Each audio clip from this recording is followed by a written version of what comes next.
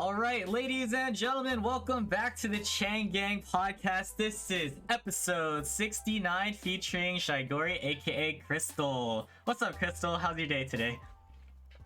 It was chill. I literally clocked out of work an hour ago, or literally 20 minutes ago.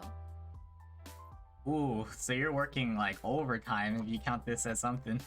Well, technically, I clock in at 10, and I usually take a while to get up. You know, I just clock in. I'm like, I can nap 15 more minutes, and then brush my teeth really fast. Life hacks. I like that. Okay.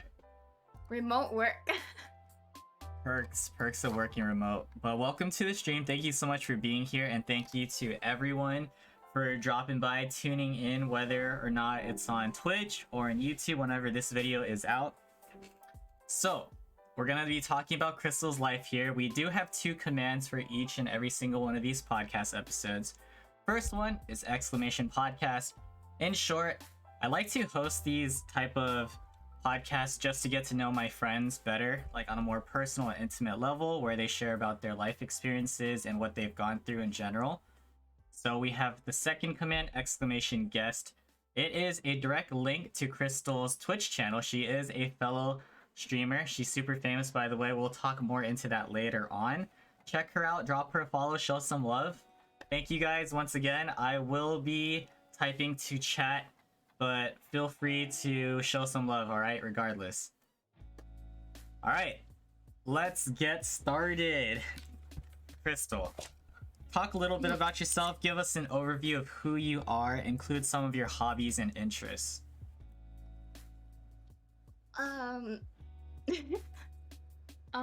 So my name is Crystal, or you can call me Shy, or Shygori.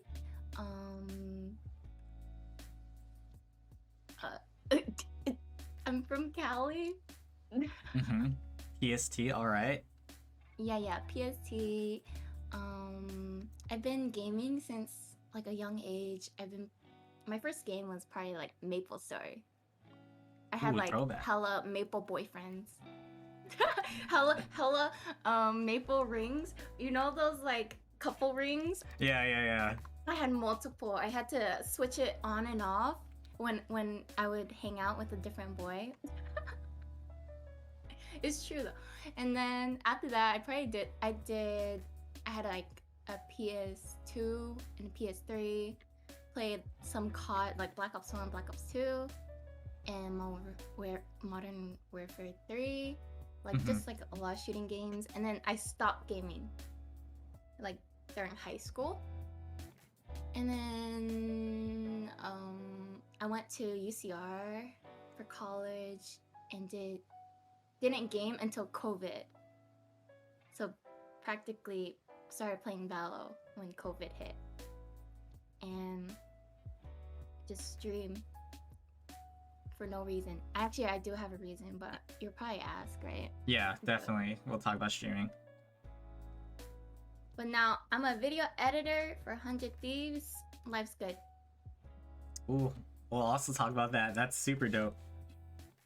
Okay, so talk about your personality. What do you like? How would you describe that?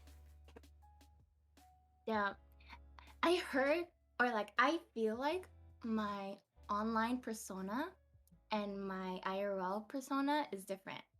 But I don't know. How would you explain them both? When I stream, I'm like super sussy, wussy. I don't know the shit that comes out of my mouth. Like, what the fuck am I saying? I watch my VODs and I'm like, who is this? And then, yeah. And in real life, like, I'm just like toned down, super chill, vibey, a little social here and there. So, mix of both, I'd say. Yeah, okay. And in your application, you said you can be described as chill, chaotic, sus, Oh, I put a lot. quirky, flirty, angry, screamy, and very reactive. So this is a mix of both IRL and like on Twitch, you would say? Yeah. Alright. Okay, and on a spectrum of between like an introvert and extrovert, which side do you lean towards in your opinion? Mm, I would like probably before COVID, I'd say extrovert for sure. But ever Mhm. since COVID, I just like staying at home. And like my energy drains when I go out. Yeah. So I don't really know. I'd say ambivert, Okay. but I still That's like fair. talking to people and stuff and meeting people. Just energy drains, you know. Yeah. All right, we're gonna talk about the very beginnings of your life. Literally, give us an overview of what you can remember since the day you were born up until, let's say, the end of high school, and then I'll ask you specific questions.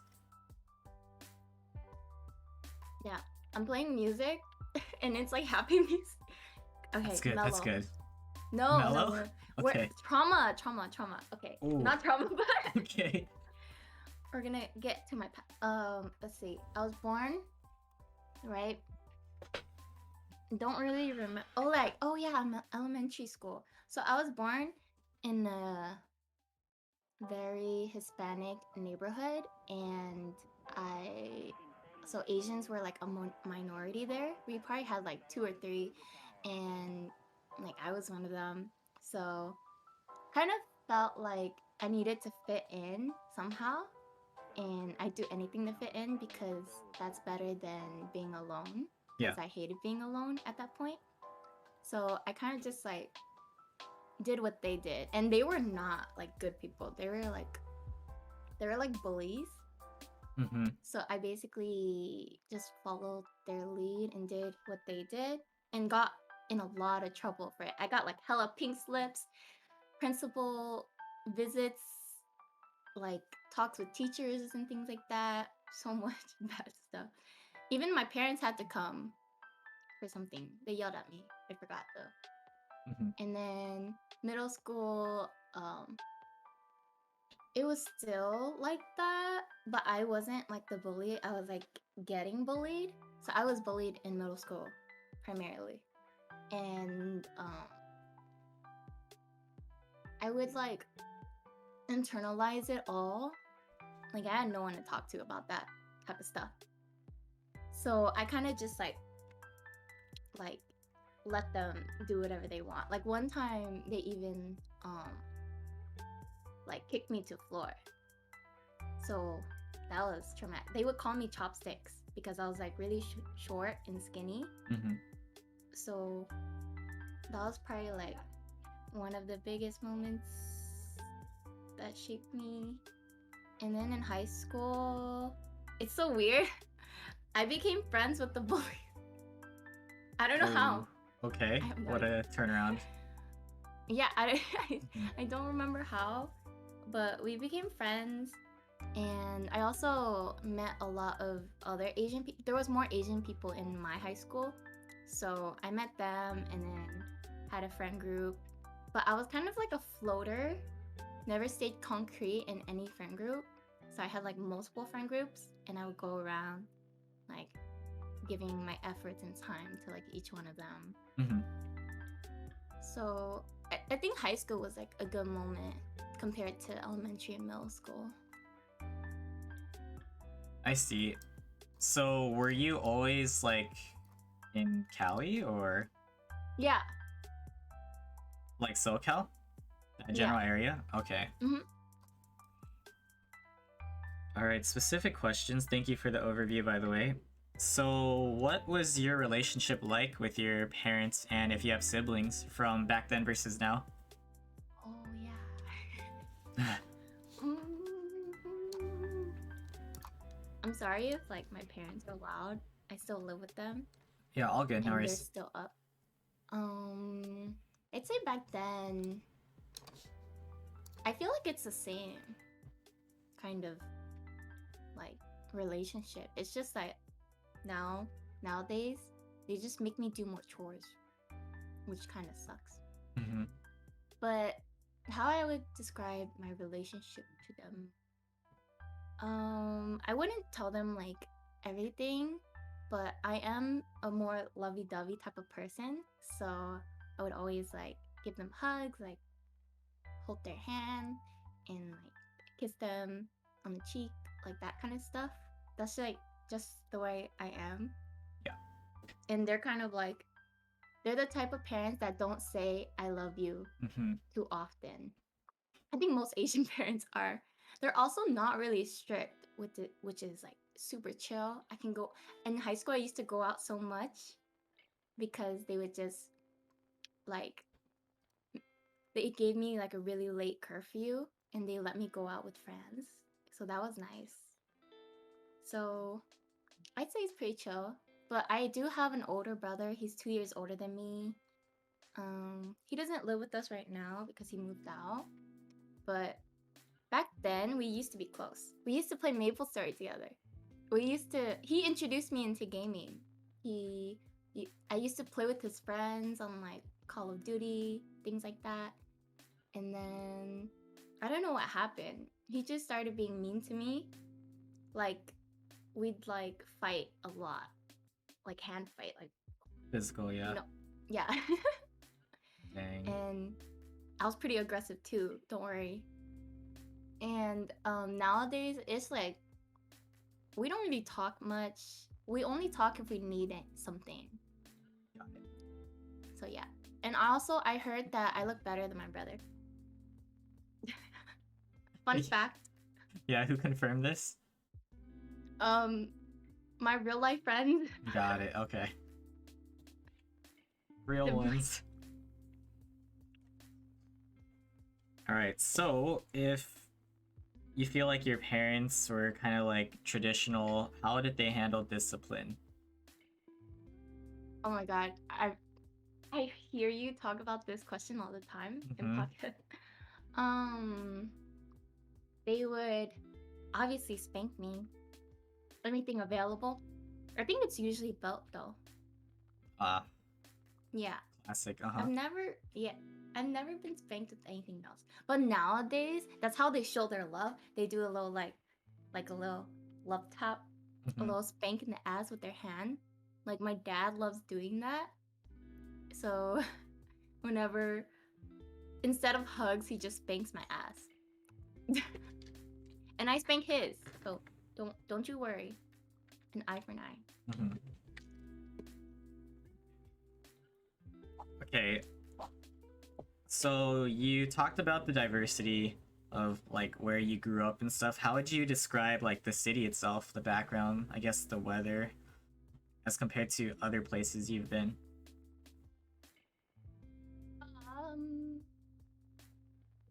I mean, like I said, it's like mostly Hispanic, and I wouldn't say it's that ghetto. So maybe a little bit ghetto, but I've never felt unsafe walking around. Maybe at night. I would never walk around at night alone. That's just girl things. I don't know. It's like Cali weather. It's like always hot, I feel like. Which is not bad. I love hot. Yeah. Hot weather. On top. Okay. That was more so about your specific childhood family stuff. We'll talk more about school related things. So, talk about how you perform academically throughout your entire education life. I'm pretty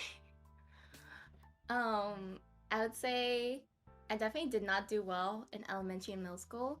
But in high school, I hella tried because I was like, college, we have to go to college. So I think I primarily got A's and B's, mostly A's though, because also like strict Asian parents, culture type thing, like they want you to be a doctor and that shit, you know. Yeah. And I'm like, okay, I'll just try my best, get into a school, and then I'll do whatever I want. So I'd say I'm okay smart. I'm pretty average. But then in college, I felt so dumb. But I did mostly get A's and B's, I think. Yeah, I think I did. But then I started losing brain cells because of things. College things. College things. Okay. We'll talk more about that too. A little That's after. fun. Did you go to college? Me? Mm-hmm. Yeah. Oh, so you dealt with it too. No. I mean, you Of go to course not. You go to raves. What do you mean? No, not like that, not like that. Anyways, your podcast. So, were you involved in any sports, clubs, activities? Oh yeah, I was like hella athletic back then. Like, I played basketball, volleyball, badminton. I was like a Ooh. triathlete basically. And then in college, I just stopped because I didn't. I'm really. I hate running, and all of them mostly require running, and I didn't want to do that, or exercise in general. And I just wanted to focus on my craft, like video editing or like video work, you know? Yeah. So, yeah, I'm very not athletic now. I'm 10 steps, I'm like tired. What were your favorite memories or like highlights from playing all those sports back then? Just like my teammates and like having fun. Like when you're playing the sport, it's actually really fun Mhm. when you're playing with like your friends. Not the practices. The practice are not fun. Games are like kind of fun unless you're being like you're losing hella, then you're like, "Oh, I'm stressing." But mostly it's like playing with friends and like being active and always like practicing after school, always having something to do. It was like probably like the best way for me to be productive because if I didn't do that, I'd probably be like home playing Maple Story. Yeah. Gotcha. So you But yeah, were I love pretty athletic back then. What was your like size compared to everyone? Because I'm trying to see how good you were and your team compared to like other schools in those sports. I don't think we're that good. Because it's different. It's like different divisions. Yeah. And I didn't know how that works. But I can tell you that we mostly lost. For all the sports you played? I think we're better at basketball. But badminton and volleyball, we're not that good. What positions did you play for those? All three sports? Basketball, I was like guard Mm-hmm. or point guard. And then volleyball, I was like outside or right side. Mm-hmm. And then badminton, I was solo. Oh, singles player, okay. I know. That's the worst. Which one were So you the much best at harder. in your opinion? Like your main sport? Because I know you're a triathlete, but usually people say they have a main sport. I would say I performed average for all three of them. Okay. Got it. Do you watch basketball by any chance? No, but my dad does. Mm-hmm. It's just boring watching it. It's more fun playing I see. Those were the good days, huh? it. Playing in high school. Yeah. Alright. So you mentioned that you're more focused on editing, like during the time you were in school. I guess we could talk about that now. How did you find a passion for editing and how did it all start? Kind of give us a visual or story. Oh, okay. So I've always been interested in like video work, entertainment, Mm-hmm. media, that type of thing since like high school. Like I took a video production class and Yeah. I thought it was really fun and I decided to major in it. And college came and I took all these courses. Hated the courses. I hate learning about it cuz most of the things I already knew cuz I'm a self-learner Mm-hmm. and I like experiencing things to learn and making my own mistakes to learn from it. So, I was mostly making personal projects along the side of like work and school. just like working on like my Instagram, like video Instagram things or YouTube, things like that. And then COVID hit. And then I couldn't do video production anymore because you literally can't go outside. So I decided to just like focus on editing, and I realized that I really enjoyed it and I want to try and pursue in it. So I basically did a lot of video editing positions, made a portfolio, did a lot of personal projects, and now I'm here. So I guess it paid off. Were you doing like video editing for like the school too in high school? Yeah. Okay. I had like 3 different work experiences from like actually from college and then high school. Actually, those videos were just like assignments, so Yeah. they weren't like published anywhere. They were just to show to students. So that did take off a lot less pressure because I was very bad back then. Yeah. And then other than playing those sports and being into video games, were you involved like in anything else? Oh yeah. I was in Key Club in high Club. school. I made a rap about it. A Key Club rap? Yeah.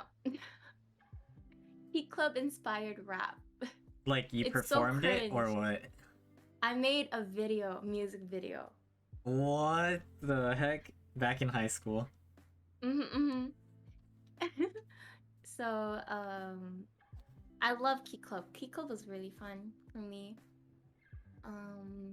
And then in college, I was in VSA, which is Vietnamese Student Association first. And I hated it because it was really cliquey. And I joined Alpha Phi Omega, which is a professional service fraternity. And I really liked it. So I stayed like probably 2 years, 3 years, something like that. Yeah, I wanted to make my Valorant rap song because I've rapped before. I've had some experience rapping. Yeah. So I made it, and it's so bad. No, it's not. But we'll definitely talk about that too. Like once we get to like the Twitch and Valo talks, it'll be big. All right. Random questions about your high school experiences. So based on everything you've done in high school, what was your stereotype? What were you known as? I would say outgoing, quirky Asian girl.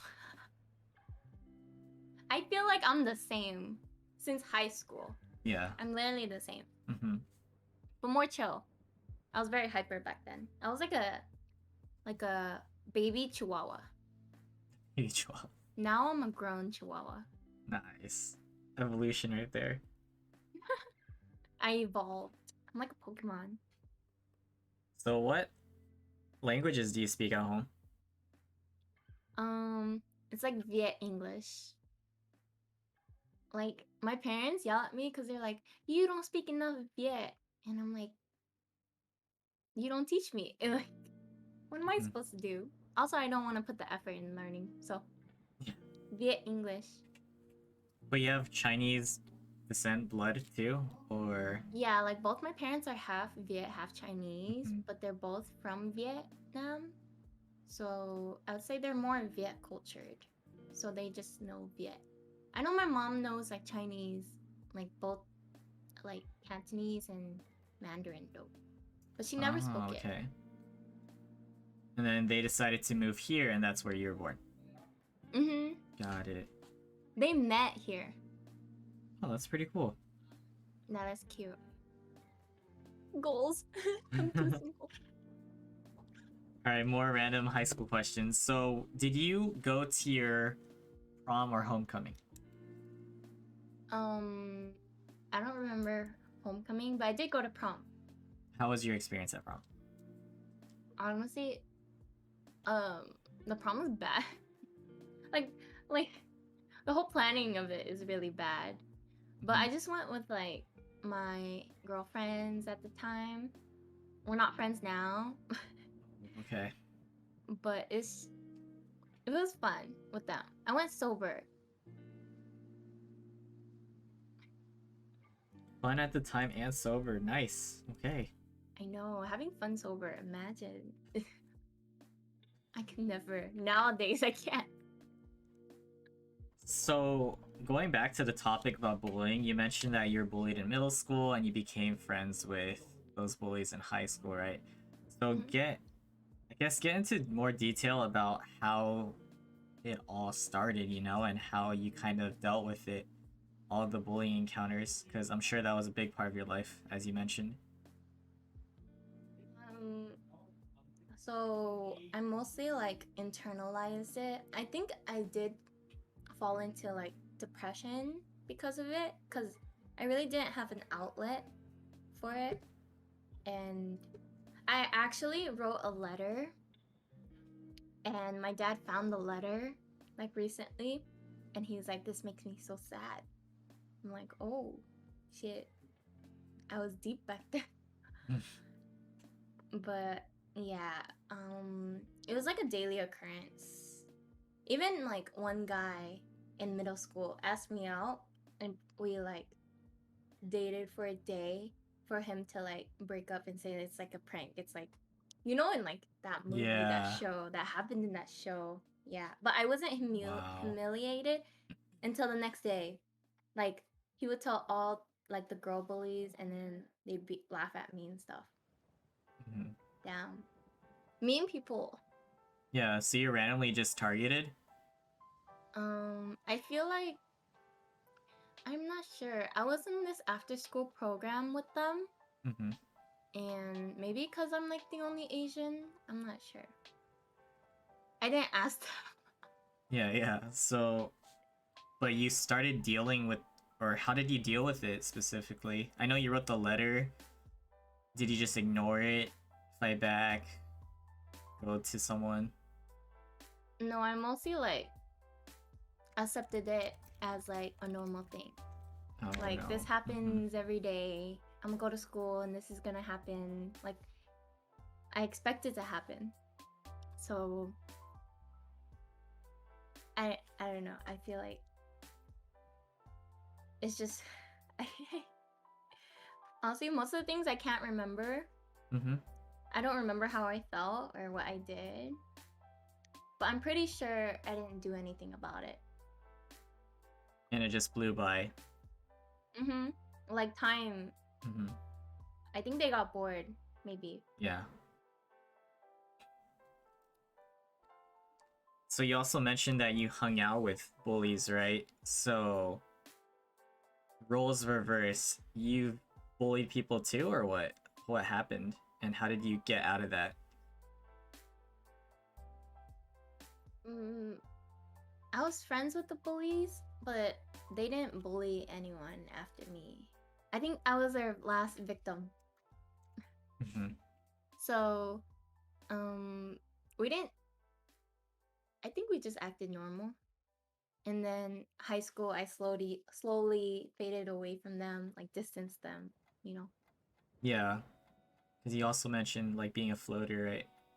Mhm. Like I have other people, and high school's bigger, so True. they can't find me. Different groups, yeah. Okay, aside from bullying, and I guess you could include your encounter with your brother, but have you been involved in like physical altercations or fights? No, unless it's like playful fighting. Yeah. um, but not really. I don't. I'm not really physical with people Mm-hmm. in that way to hurt them. Maybe I would like verbally, like try to like tell them what I'm feeling or something, or tell them I don't know, just talk Yeah. like just Words rather verbal. than physical. Mm-hmm. Mm-hmm. Because like if I fought anybody at that time, I would lose for sure. So I do not want to instigate.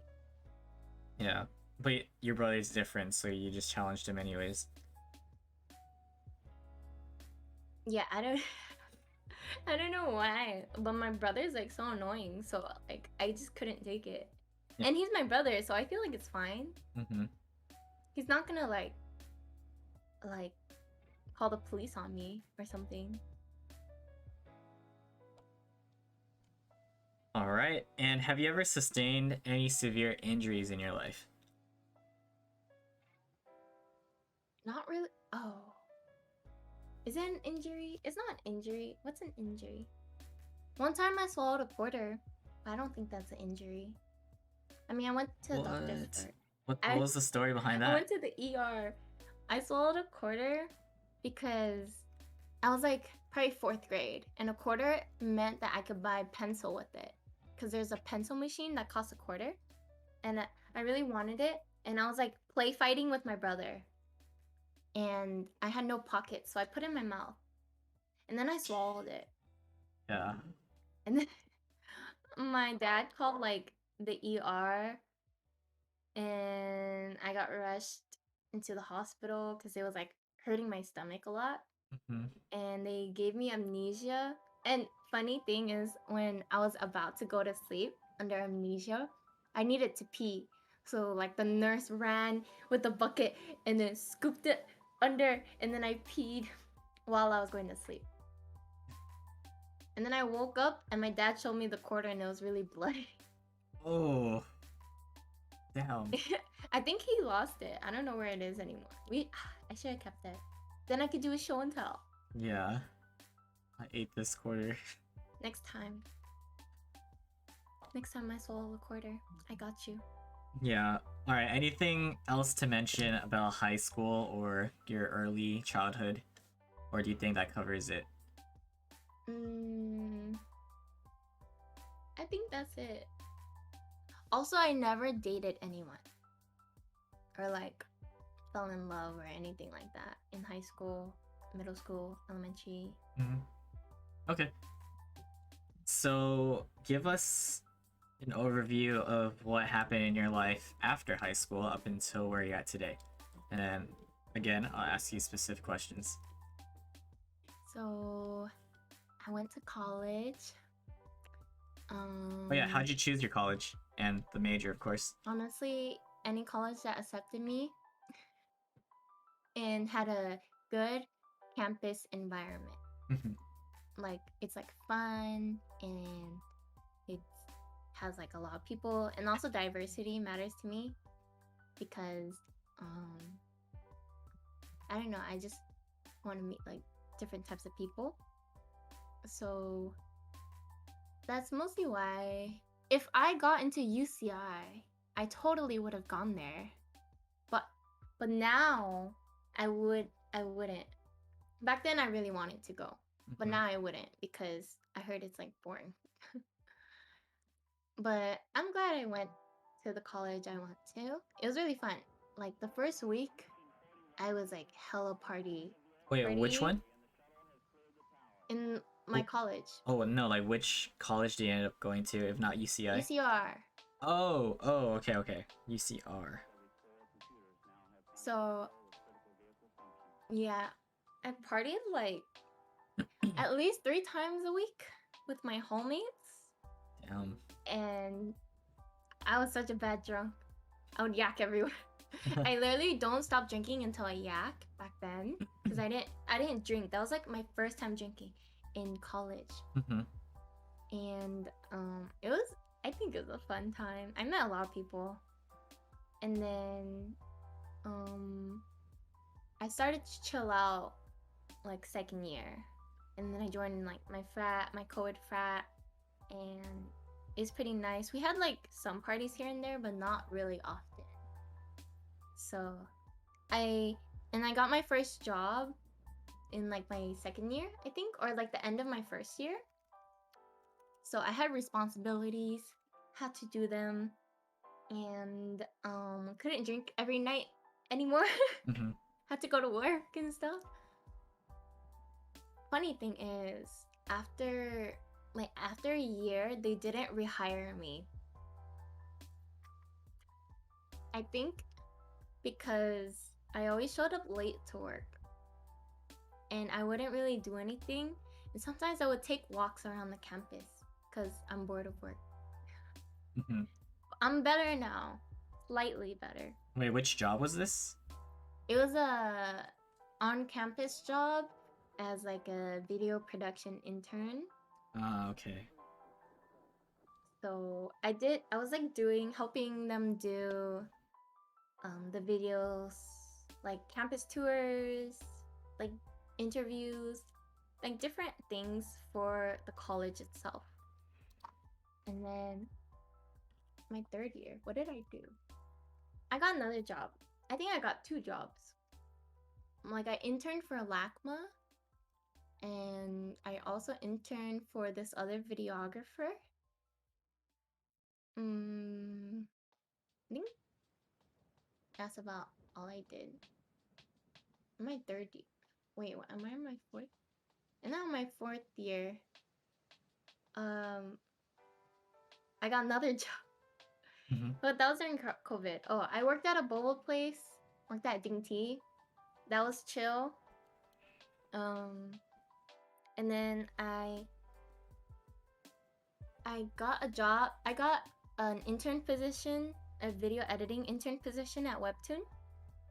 And then Oh. at the Mhm. same time, I also got a contract position for Riot.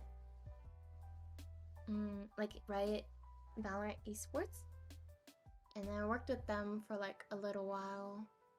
And then I got another job when those ended. Honestly, I worked hella because I really cared about having a lot of work experiences on my resume Mhm. and not just like chilling after college. Like I really wanted to like get to work in gaming and work with esports at like a high tier level. Yeah. And so I just worked a lot, filled up my resume, filled up my portfolio, and then I worked at this other agency, media agency, as a video editor. I edited like YouTube content creators that are clients for us. And then after 6 months, I joined 100 Thieves.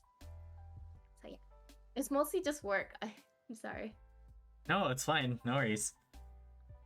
Trying to see what you've been through. Just work. Yeah. Oh, I dated a few guys then. Okay, we'll definitely talk about that too a little later on. This is a good overview to see how you spent your time. It's either drinking with friends Mhm. or working. Yeah. Or working on personal projects. I really cared about like being productive throughout my whole day. Mhm. And then when did you graduate? Last year in Nice. June. Okay. I'm 22 years old now. Wait, Wilson, how old are you? I'm 26. Okay. 22. Okay. And you graduated last year. So, what were the highlights of being a part of VSA and your frat? Well, not the partying part, but like, yeah, the perks of just being a part of those. Just like meeting people, expanding my social horizon. Mm-hmm. In VSA, it was very cliquey, and I felt like I didn't really fit in. And there was something called an inner circle, and that's like the people on board, like had positions, and then there was like everyone else. Yeah. So I didn't really like that, so I left.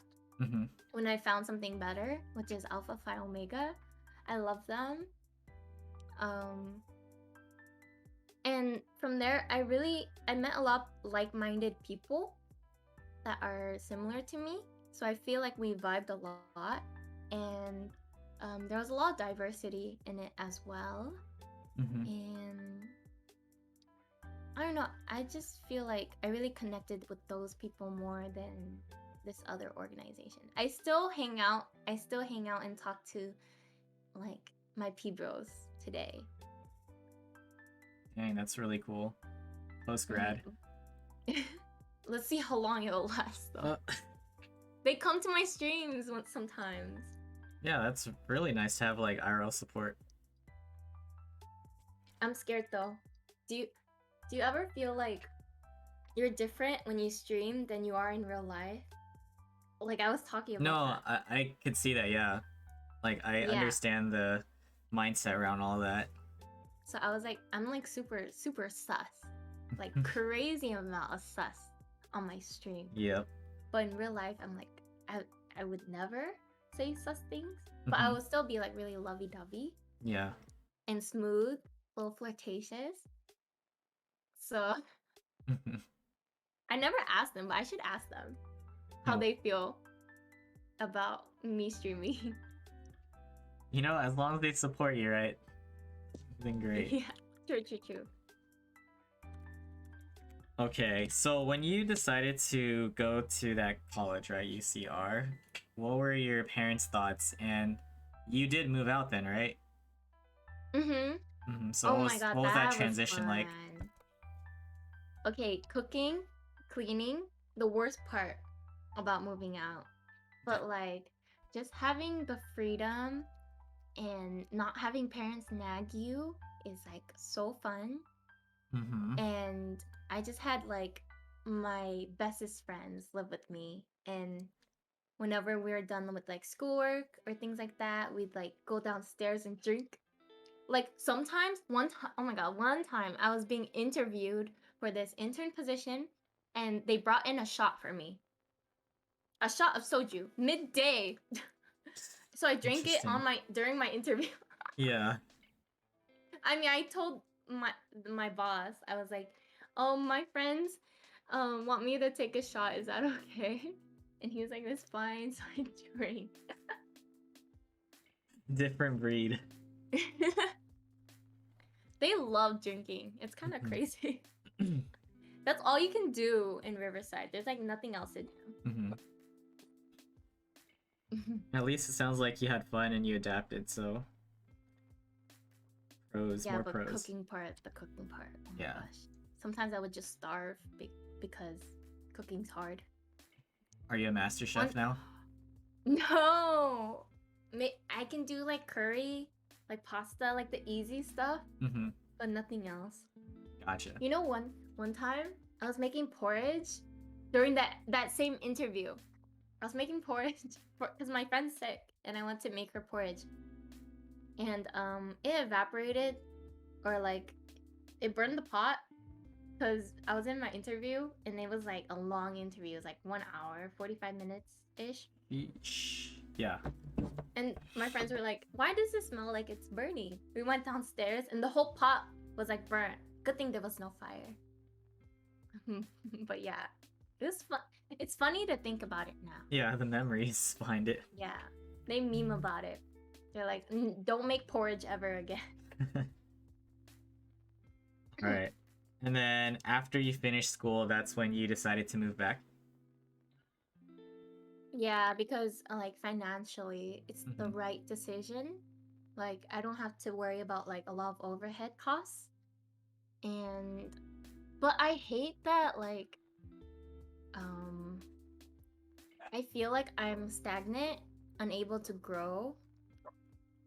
So, you know, like when you're living with your parents, you don't have to worry about rent, food, cleaning, laundry, things like that make you an adult and make you grow and have responsibilities. So I feel like it's definitely made me more lazy. So I definitely want to move out sometime when I'm more financially capable of doing so.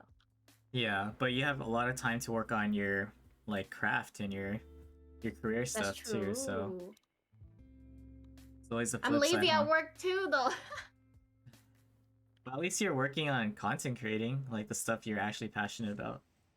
That's true. You're probably doing it for sustainability, right? Sustainability? trying to save up and everything and just build something in the future. Yeah. Oh yeah, yeah, Keeping yeah. yourself going with like the income Buying at a least. house is the plan, or like a apartment room or whatever, you know. Yeah, your own space. Mm-hmm. All right, let's talk about your work experiences in detail. You basically gave us an overview of what jobs you went through, but what was like your mindset about actually experiencing it? And if there's any interesting stories, feel free to tell up until where you're at today.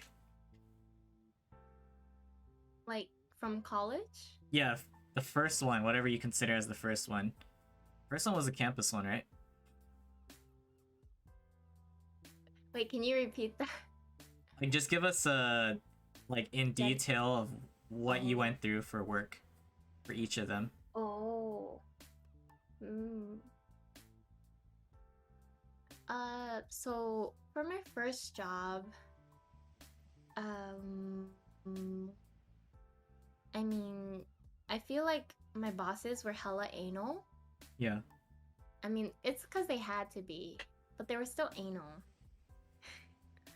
And I couldn't really chill with that job, and I felt like really pressured to do things all the time, even though they don't give me work. They don't give me work, and they expect me to work. Excuse me? Mm-hmm. So, I'm glad I left that job. And then my second job. What was my second job? Was it Ding T? No, that was like my fourth or fifth. Oh, what the? I think I interned for. Oh, I forgot 2 other job experience. Yeah. Okay. I worked so much. Uh-huh. So I interned for 2 places at the same time. LACMA and the videographer I was talking about. Those are like super chill. Like LACMA, okay, I did not like LACMA because I had to commute there, and it was like a 2-hour drive from Riverside, and Jeez. like I had like organized like AFIO, which is like Alpha Phi Omega, but AFIO. I had like AFIO reveals that night, so I had to like book it back after work. Oh, that was pain, but I made it. And then after those 2 jobs, oh, I worked on campus again. It's called ASUCR. They're like student government, and I basically just did videography for them and editing. And the people there were really nice. The president was really cute. That could be the reason why I joined, but I also wanted to work. Uh-huh. And then after that, I worked at Ding T. Ding T's so chill. Like in the back, we would just drink. We would drink, we would vape, we would eat. Like we'd do homework, watch shows back there when it's not busy. And we get to bring home drinks as much as we want. Yeah, a lot of perks. Mm-hmm. I love that. I heard they're more strict now, so I'm glad I quit. And then at the same time, I also got a job on campus again. It's called ASPB, which is like UCR event planning. And I was like a marketing director, which is like a big job. I had to do all marketing for their events. So making that's when I learned graphic design, doing hella edits, like for like their concerts and things like that. And I think it was a good experience. It was a lot of stress though. Definitely. Like working with these other people who are stubborn and have a certain way of thinking is really hard. So I had to give up a lot of my time, focus on that job. Yeah. But I'm gonna come back. There's an alumni brunch that they're having like in 3 weeks. So I'm gonna go to that. But the people there are really nice and really hardworking and genuine, which I like that. And after that job, what did I do? Oh, Webtoon. I interned for Webtoon. Webtoon was super chill. I just edited their TikToks, TikToks, socials. Super chill. That was fun. But now I don't like webtoon. So I'm also glad the intern position ended. Yeah, a lot of interning, I see. Yeah, positions. Interning is the way to get full time. And then I worked as Riot. I Mhm. worked on like their. Do you know Game Changers? I don't. Game Changers is like their female Valorant esports league. So Ooh, I got to okay. work with like their footage. It's really cool. I loved it. I did like a lot of motion graphics for them, Hmm. and that was really fun. I enjoy making motion graphics. And I think working at Riot was like my my biggest impact in my resume that got me into 100 Thieves because they talked about it. So I'm pretty sure it's probably the one thing they looked at. Hmm. And then after that, I worked at this agency, media agency. I did not like it. I was working with content creators whom I've never watched before. On YouTube, right? Yeah. Like there was this one girl. Her name's called Alexis. I forgot her name. But she reveals like her viewers' confessions, like secrets, revealing your secrets videos. And editing those were like a pain. So I was really looking like LinkedIn, always like trying to find a better opportunity that fit me more and would allow me to edit content that I enjoy more. Yeah. So I got into 100 Thieves. My biggest break yet. I hope to stay and become a full-time video editor. Right now I'm a full-time assistant editor, video editor. So they did say that the long-term plan after me being an assistant editor is like to be a main video editor. So that'll be fun. Dang. First off, congratulations. Thank Huge you, break thank for you. you. So with that job as an assistant, what are you basically doing? So I'm basically like setting up projects and then like syncing the footage because they have like hella audio. They Yeah. like have one audio for each talent and like an overhead audio. Mhm. So just like syncing all of that to the footage and then also cutting out the dead space. They also give us opportunities to edit socials, like full edit on their Yeah. social videos. Like today I was editing a TikTok. They're gonna post it someday, but it's uh guessing Valorant agents using emojis, something like that. Mhm. Y'all will see it soon. That's me. That's my edit. um, I'd say also they give us some projects because I'm working on an LA Thieves podcast right now, Yeah. like the full edit. So they definitely give you opportunities to become like the main editor for it. Mhm. But most of the time it's just like syncing and then ingesting footage, aka like moving footage, labeling, archiving. Yeah, Yeah. like the boring stuff. But But it's fine. yeah, you We'll gotta get there. get through it. From the bottom. Yeah, that's really, really cool how you landed that. How demanding would you say it is, like working there so far? It's pretty chill. I wouldn't say it's that demanding. Um, I would say the organization and the workflow could be better, but we are working on things to make it better. So I would say even now, 100 Thieves is still like a small company, and they want to get bigger and they want to streamline things more. And I look forward to that. Yeah. It'll be fun. Is it a big team too, or not yet? My okay, the assistant editing team is like 1, 2, 3, 4, like 4 people. I 4, see. 5. Yeah. And the whole editing team is probably like 20 Yeah. in total, including us. Mm-hmm. So, they still get overworked. Like, so the main video editors, they get burnt out a lot, and they do get a lot of projects. So, I definitely feel like there's always a need to grow. And like 100 Thieves is like always making content. And I think they want to make more content in the Yeah. future. So I feel like we're going to grow even more. Dang. Love to hear it though. And so at this point in your life, after learning a lot about editing on your own, how skilled do you think you are? You know, with this experience? Or I'm still you could a baby editor. Baby You see editor? my tourney trailer? Yeah. It's like mid.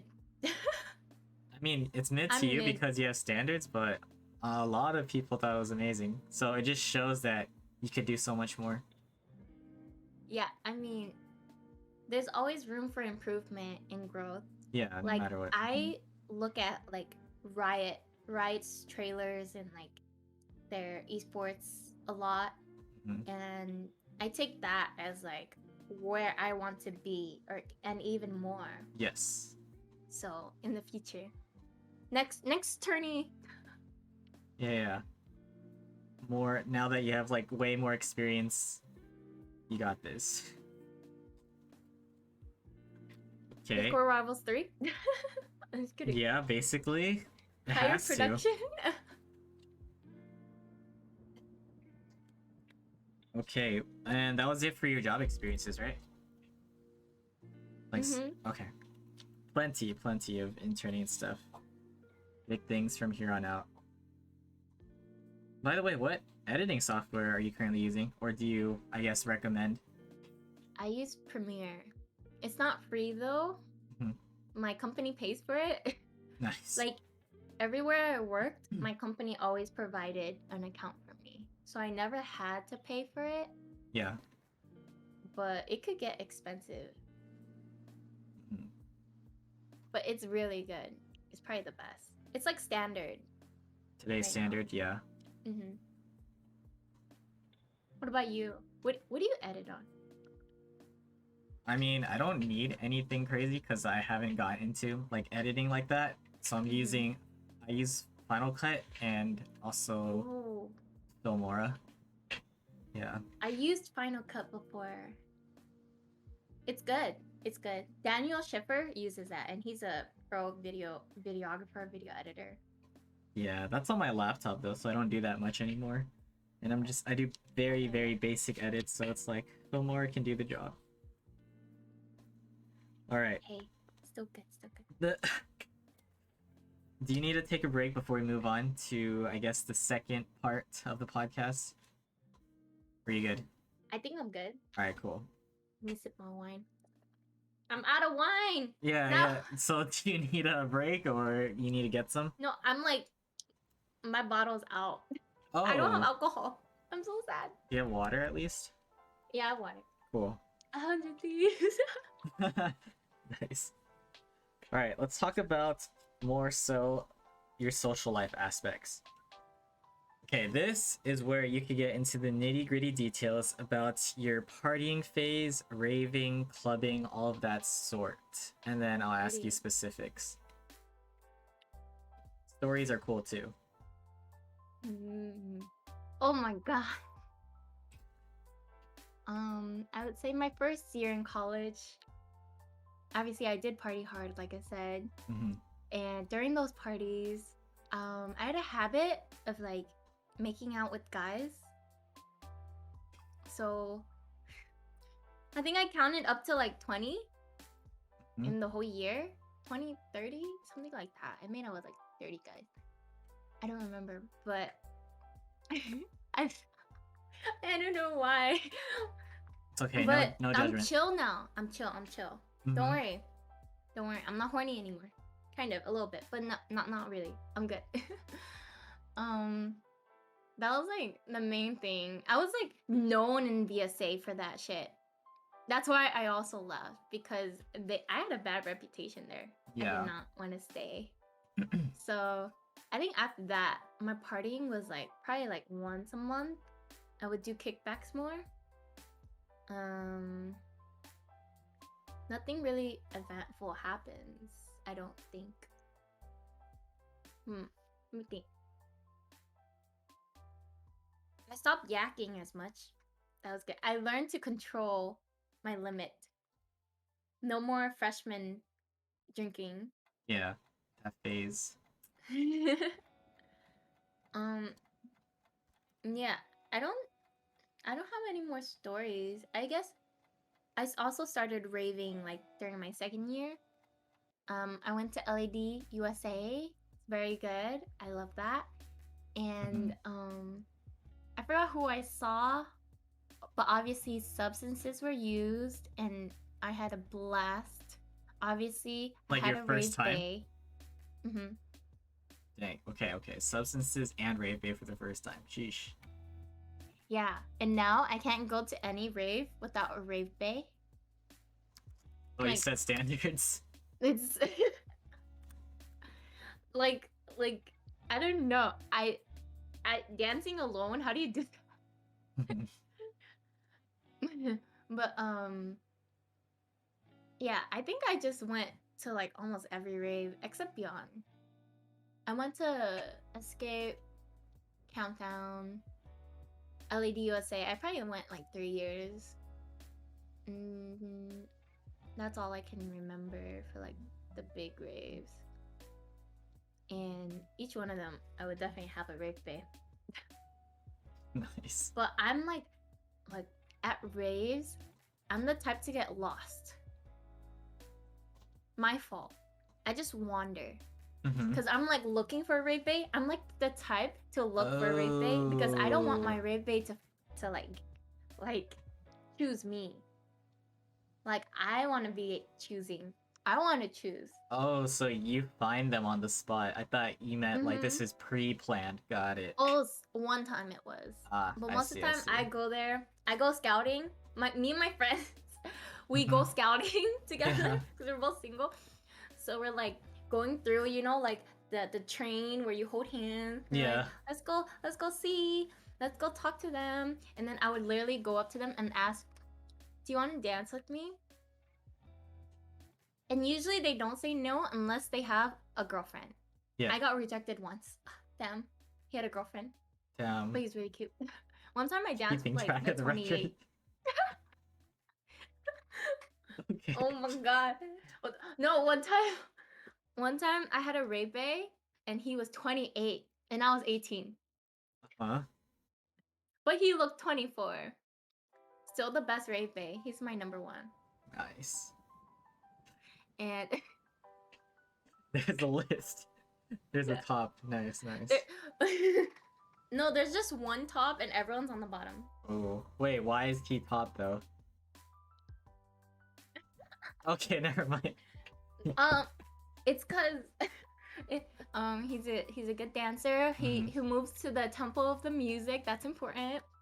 True. He's really cute. Has a good body.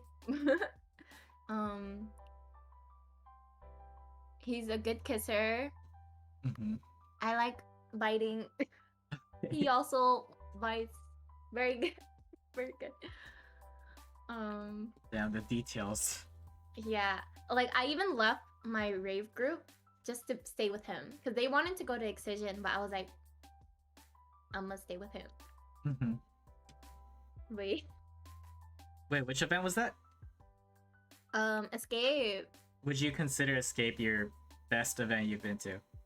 Yeah, it's so fun. But it's been going downhill lately. Yeah, I don't know. I guess because of the substances I used weren't good. Yeah. How did they affect you? Like since the first time? I'm like, I mean, obviously the normal. I'm really happy, have lots of energy, lovey-dovey. I'm the type, actually me and all my friends, like Mhm. who are girls, by the way, we all did substances and we all become really lovey-dovey, and like we would just like kiss each other Mhm. on the lips. We even did like a three-way kiss one time. And my friend is so funny. One time we were like sitting in a circle because we are tired, and she was going to each one of us and giving us like a motivational like speech about Yeah. us. She's like, Crystal, I love you because this, and I'm like, this girl's gone. But that was Dang. really funny. Hyping you up. She did that to everyone. Mhm. And then also one time I made a motivational speech to everyone. I was like, everyone, I forgot what I said. We are all in this together. Do not worry about the future. Something like that. It was so bad. Yeah, it was really fun though. Had a fun time. Oh my god, one time, I don't know if I could talk about it, but one time, a stranger gave me like a bag of something Mhm. and I took it. I'm still fine. So it's good. All good. Yeah. I did not feel it, so I'm fine. Oh, you didn't know what it was. No, I knew what it was, Mhm. but I didn't feel it. Interesting. Okay. It was my #1 rave phase friend. Ah, So I guess mutual. but that was your best event too overall. It's big, Yeah. right? Yeah. That was like my second time rolling. No, sorry. My second time No, doing we get it. substances. Yeah. Yeah. Also for Head in the I'm planning on going to Head in the Clouds this August Mhm. with like, you know, Aileen, Lynn, Jacob, Haru, Nice. Yeah. and I'm gonna prepare interview questions and go scouting. Rave. Like for It's not a content rave. or No, just just have a okay. good time. Yeah. Gotta have the best person for the job. Yeah, your standards have evolved. I totally get it. No, it's not. It's the same. No, to have like questions, you're more prepared. Oh yeah. All right. So that's partying and raving. How about clubbing? Any experiences with that? Oh, I forgot to mention. I went to a Cash Cash concert one time, Mhm. and I got really drunk. That I yacked on the wall, Ooh. like the concert wall Yeah. where the audience is. Like the walls right here. I Mhm. yacked on the wall, and then I yacked in the toilet, and then I got kicked out. Oh no. But I appealed to the security guards so well. I was like, look at them. Because there was other people who were more drunk that also got kicked out. I was like, look at them. And look at me. I'm fine. And let me back in. And then I got back in. Can't remember the rest. But yeah, also Yeah. clubbing. I've been to Time and Arena. I like Time more. Mhm.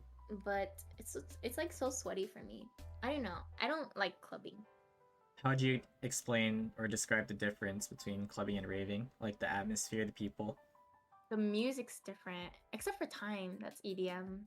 But a lot of those people are just drunk. Mhm. They're not like nice. At Yeah. raves, people are nicer. Obviously, they have plur culture. So, oh my god, I want to show this snap. Can I show something? Yeah, go for it. So one time, I got on top of this, like, hella tall guy, and he had a big ass fan. Mhm. And I was like, "Can I hold your fan?" And I was like waving it, and then he went under me and gave me a shoulder ride.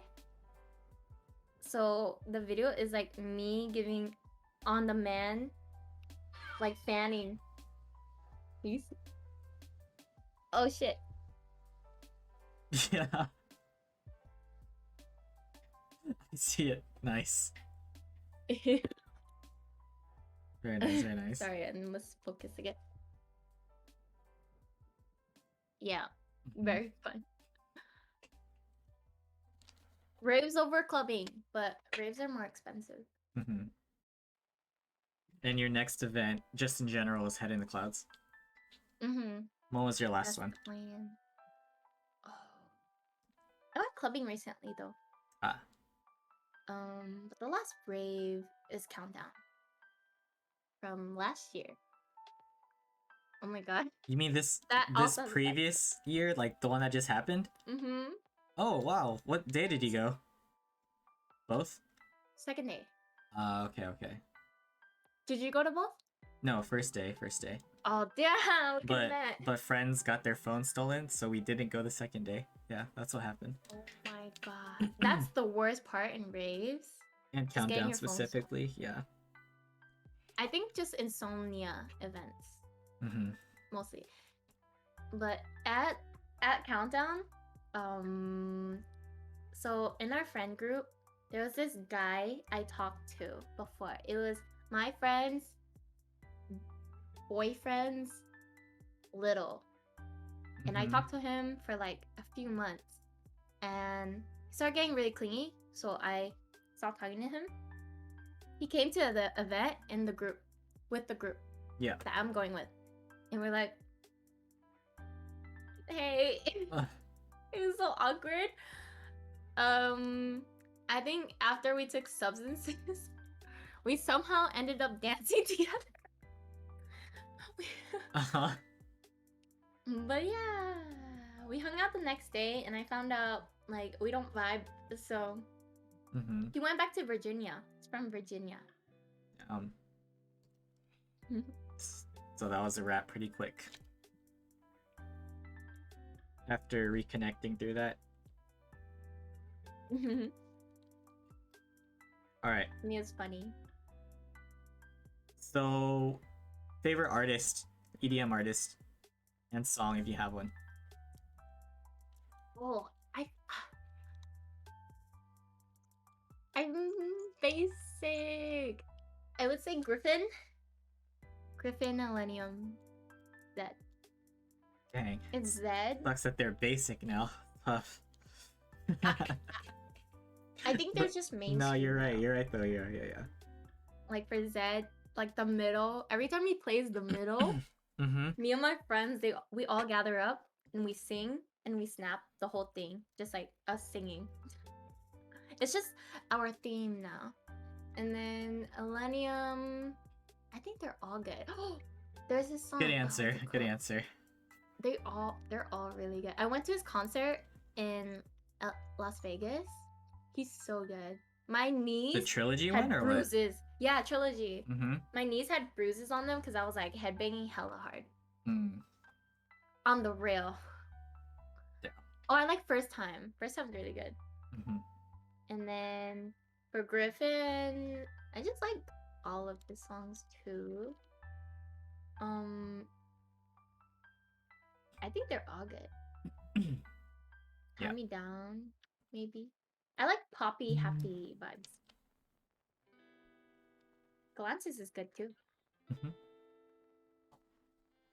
All right, more so about like the drinking aspects. You talked about the first time being in college.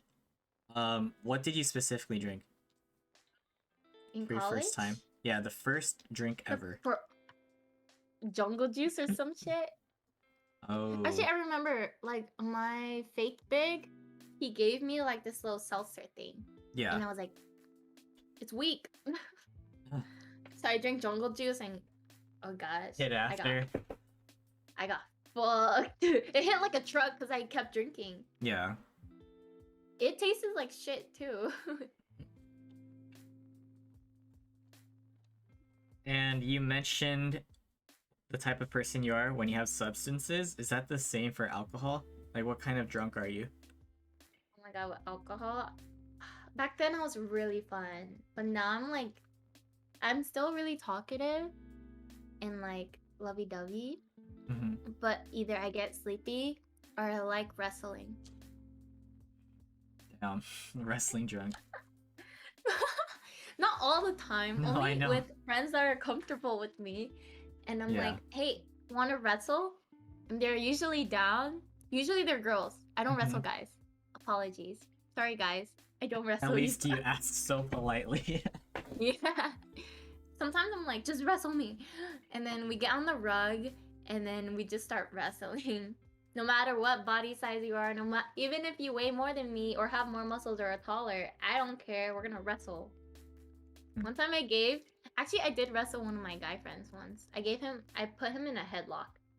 It was pretty funny. But usually I'm sleepy.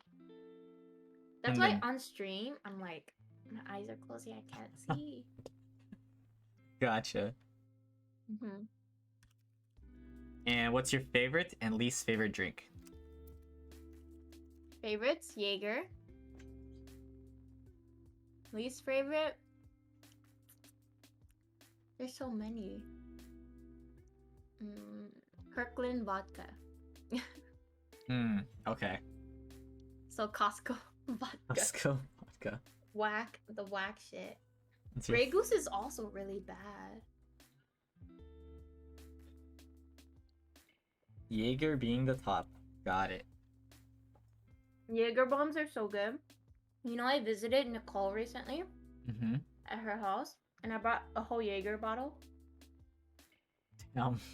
Good time, And good time. She did not want it. Yeah. She did not drink any of it. It's just me and Caddy drinking it. But that was fun. I would bring it. If I ever meet you, Wilson, I'm bringing Jaeger. We're drinking Jaeger. Yeah, you're drinking Jaeger. What? Alright. We're gonna move on to some of your interests. Before I do that, I'm gonna close my window really quick. It's cold. Okay.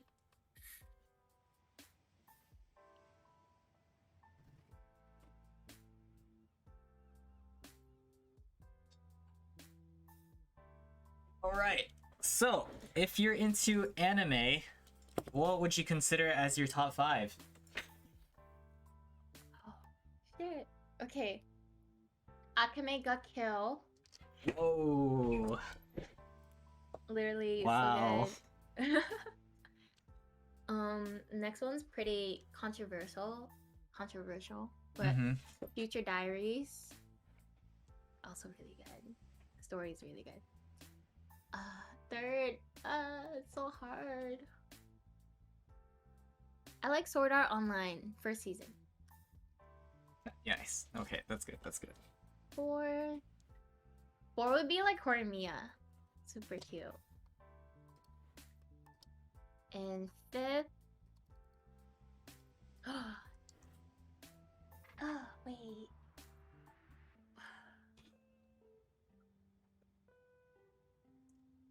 I really like this newest anime that just came out. If you know Dress Up Darling, super good. I'm personally so outdated, but I'll still take note of that. Yeah.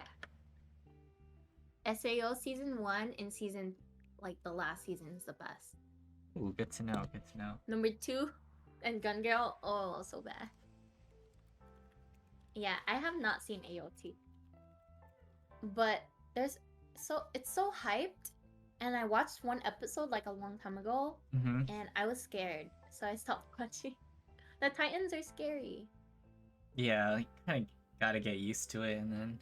But you're right. The art's weird too. That's true. That's true. It took time to get used to. So why Akame ga Kill? Out of curiosity, like me personally, I knew like it could have so much potential, but then things started going south personally, like midway to the ending. But your thoughts? Let's hear it. I don't know. I feel like each character is so like special in their own way. Yeah. Especially, what's her name? The Ice Princess, Ice Bitch. She's so cool. As Death or something. Oh my god, yeah, I love her. I love her. She's my favorite. I don't know.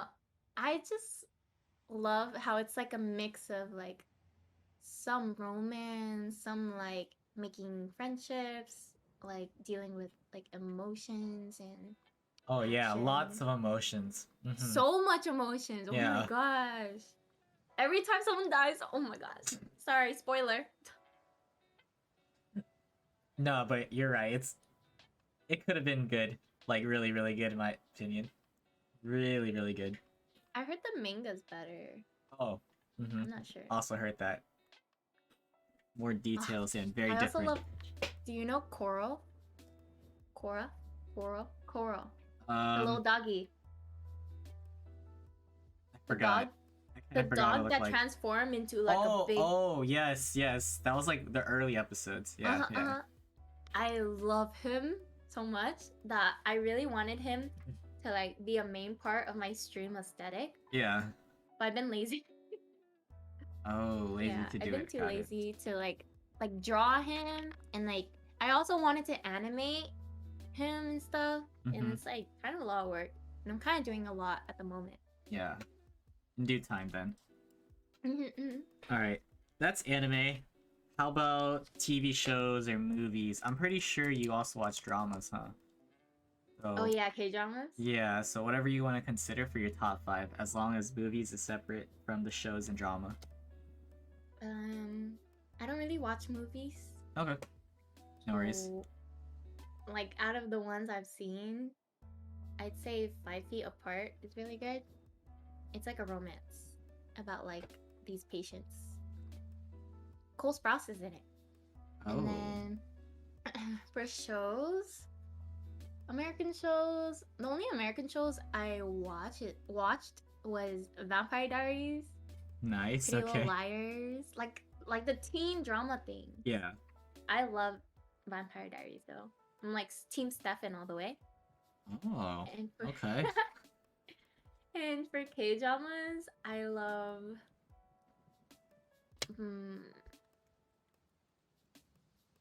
Oh, what's that called?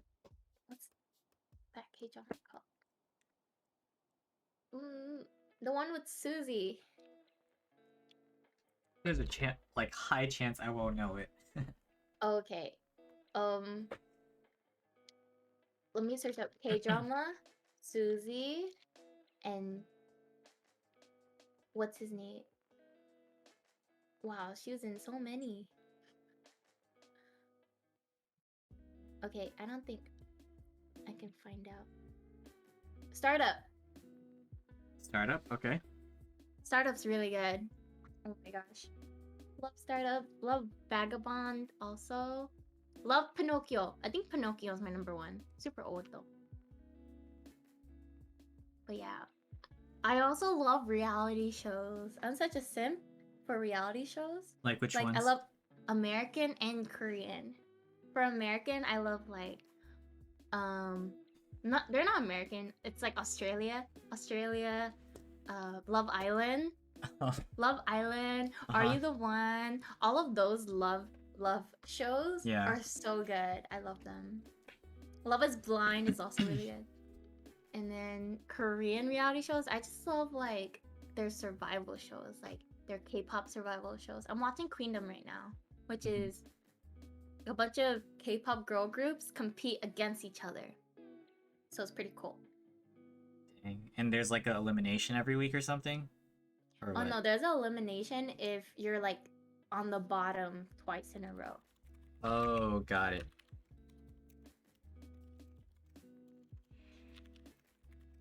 I haven't been watching a lot of things right now though, because I'm at this weird phase where all I do is watch Twitch streams. Literally just watch my friends' streams. That's all I do. That's the only thing I can watch right now. I can't like commit to a show or like a long-term commitment. Relatable. Except Queendom. Queendom. All right. Aside from like EDM specifically, who would you consider as your favorite artist and favorite song? Just general. For EDM? No, it doesn't have to be EDM. Oh, in general? Oh, okay, Yep. okay. Music? I love Doja Cat. Love her. She's so funny too. Oh my gosh. Her TikToks, literally the best. I like pop music a lot because they have lyrics I could sing to and they're like generally really happy. I also love Keshi. So I think my playlist right now that I always listen to is called Chili. That's like how I would describe it. Chili. So Okay. like sometimes happy, sometimes chill. Yeah, I don't know. All right. Talk about if you have the following tattoos and piercings. I have no tats Mm-hmm. and I have 3 piercings. I used to have cartilage, but then it healed, or it got infected after like 2 years, and then I took it out and it just healed. So Yeah. what a waste. I'm sad about it. Mm-hmm. You guys never even see my ears. You want to see? The Wait, 3 wait. piercings. My 3. I look like a monkey. Wait. There you go. I look like a monkey. Wait, can you hear? Okay. Yeah, Okay. now I can hear. So, would you want to get a tattoo? I thought about it, but I feel like there's no symbol that's really meaningful to me As at of the now? moment. Yeah. Yeah, so I wouldn't. Okay. So yeah, I'm just a clean baby. Alright, go to Boba Orders. I mean, you worked that one too, so let's see. Maybe it has changed. I actually don't get boba a lot nowadays. I'm a fake Asian. But I usually like green tea, like jasmine green tea and cheese foam on top. It's really good. A lot of stores have it nowadays. And my safest bet is like jasmine milk tea. Sometimes I like taro. I like Ding Tea's taro. Would Ding Tea be like your favorite boba place? No, my favorite is Happy Lemon. Oh, okay. I don't That's know like if you the guys have first it. one I thought of when you mentioned the Yeah, green tea with the cheese foam they on top. created it. I swear they created it. That's the only thing I order there. Got it. It is good though, really, really good. Mm-hmm. All right, and a little bit more about your editing because I know that's a huge part of your life. So, when it comes to editing, what kind of style do you think you do, or types of edits? Usually fast paced, lots of like motion graphics, Mm-hmm. like da da da da da da, pa pa pa pa, in your face type of edits. I love that the most. Yeah. And like, I would say what personifies me the most is like the Tourney trailer that I made. So Fire. I do want to incorporate more story along my editing. So in the future, Okay. I would do that. So that's style. Uh-huh. When it comes to editing, what do you find to be like the difficulties of editing, or any sort of struggles you may have experienced? Audio is like the worst. Editing audio is really hard because maybe because I have bad hearing or I can't tell when something's wrong. Mm-hmm. And just like putting effects, I'm just like, does it make a difference? I can't really tell. So I also never really started editing audio until like the end of last year. So I'm still like a noob at it. Yeah, I see.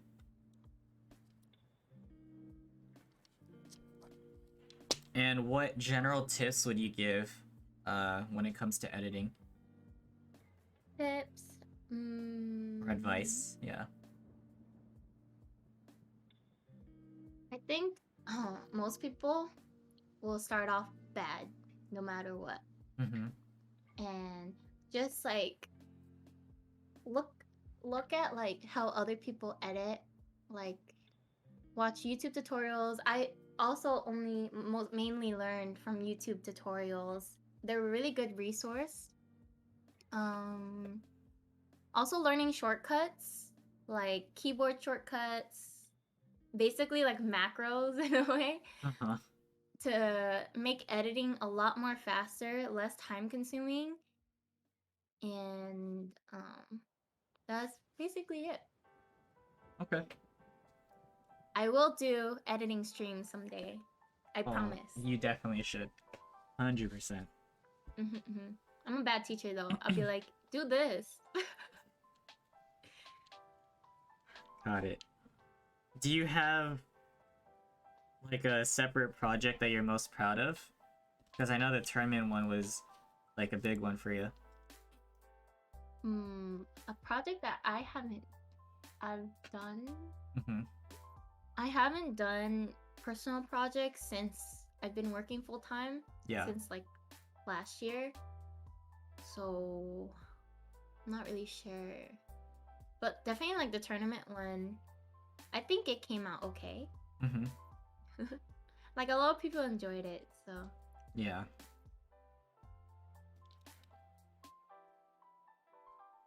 All but my right. TikToks though, I'm just kidding.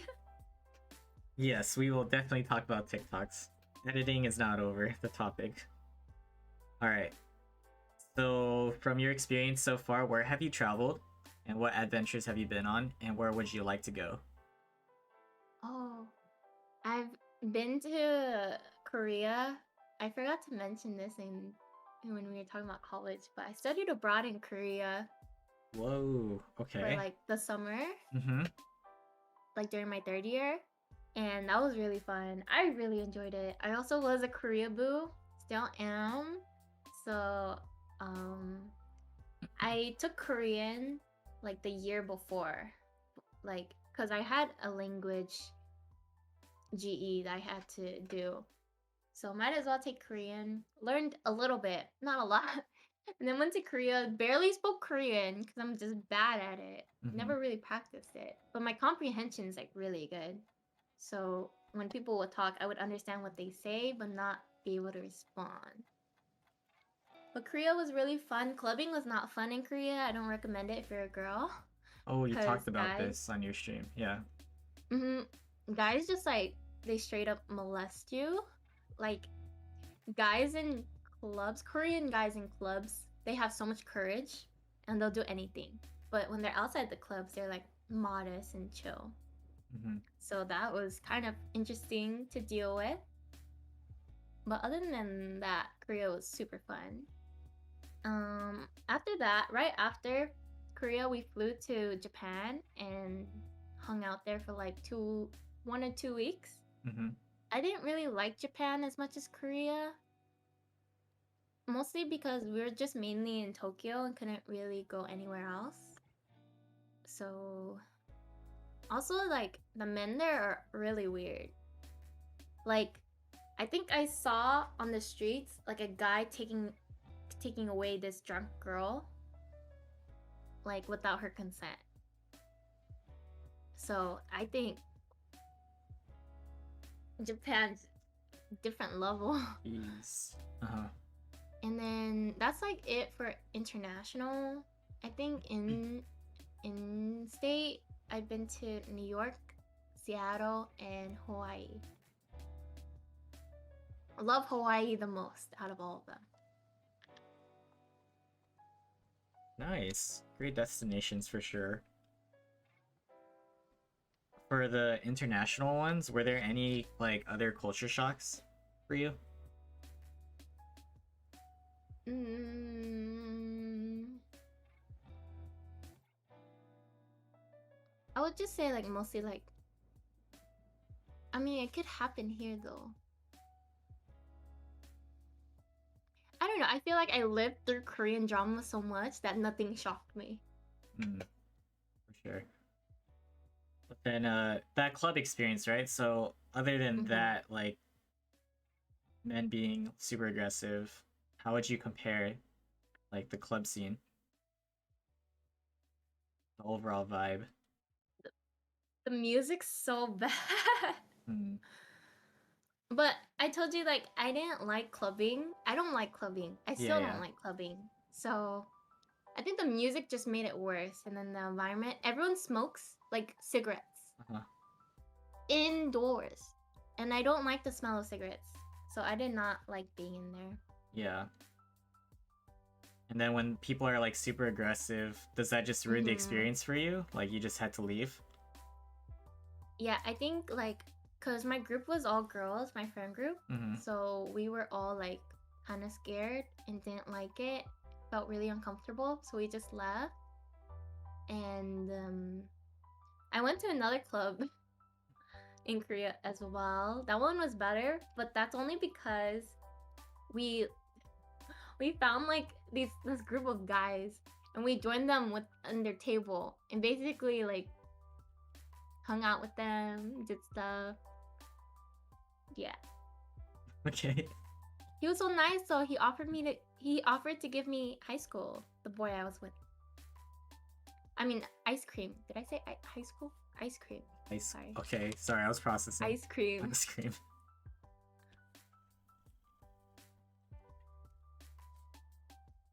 Oh, where did you say you wanted to go next?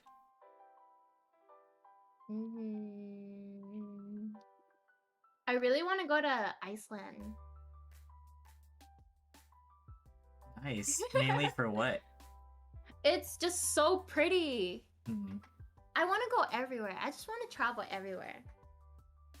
Like, I want to go to Paris. I want to go to London. I want to go to Greece. I want to go to Iceland, Scotland, Germany. Yeah. So many places I want to go. Love to hear it. Plenty of time to travel. Okay, so when it comes to the future, right? What are your goals and aspirations? I know you want to get your own place, and I know you've always wanted to be a part of like an esports org, so you'll probably try to pursue like a main role in editing, right? What Yeah. else are you looking forward to?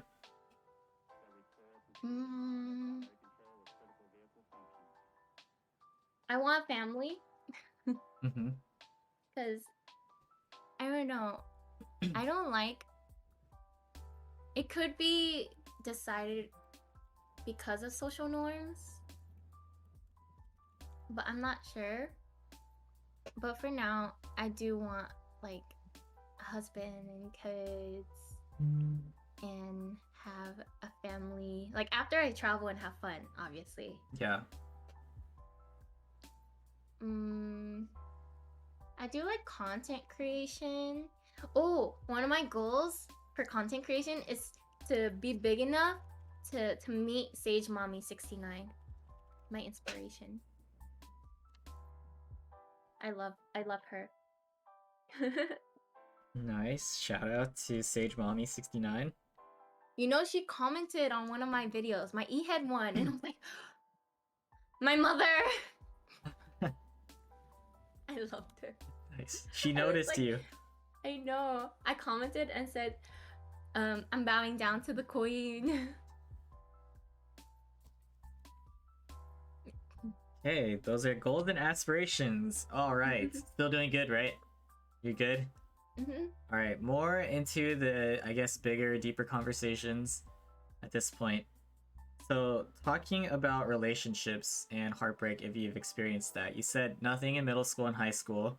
So, just like how you talked about work, start from the first one, whatever you consider it, up until where you're at today.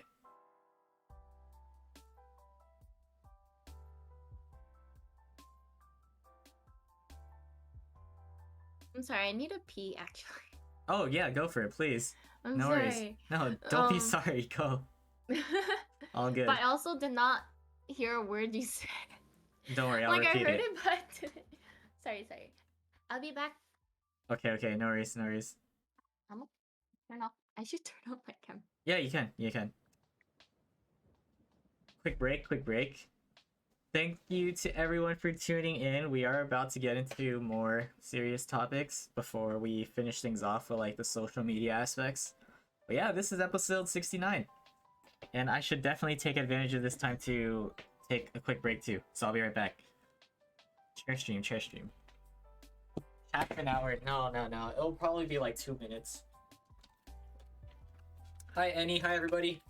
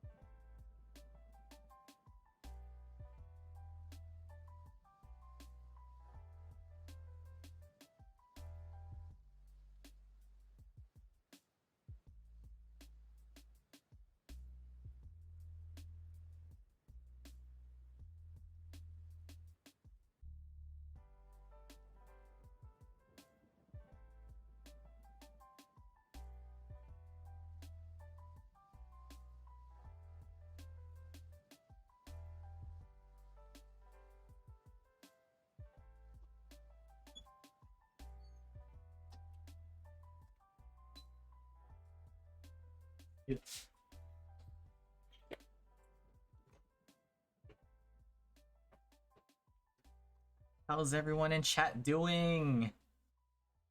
When it comes down to the very end of the podcast, that's when I normally allow people to ask questions. So you guys could definitely think on it if you guys could stay tuned to the end, and then bam, ask Crystal whatever questions you may have.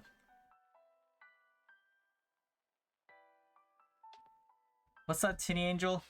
#1 Minecraft player. Hello.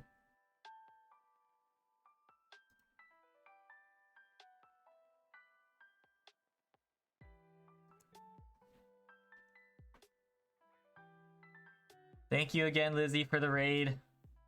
Appreciate it. Thank you for the shoutouts too, guys. Gotta appreciate our mods.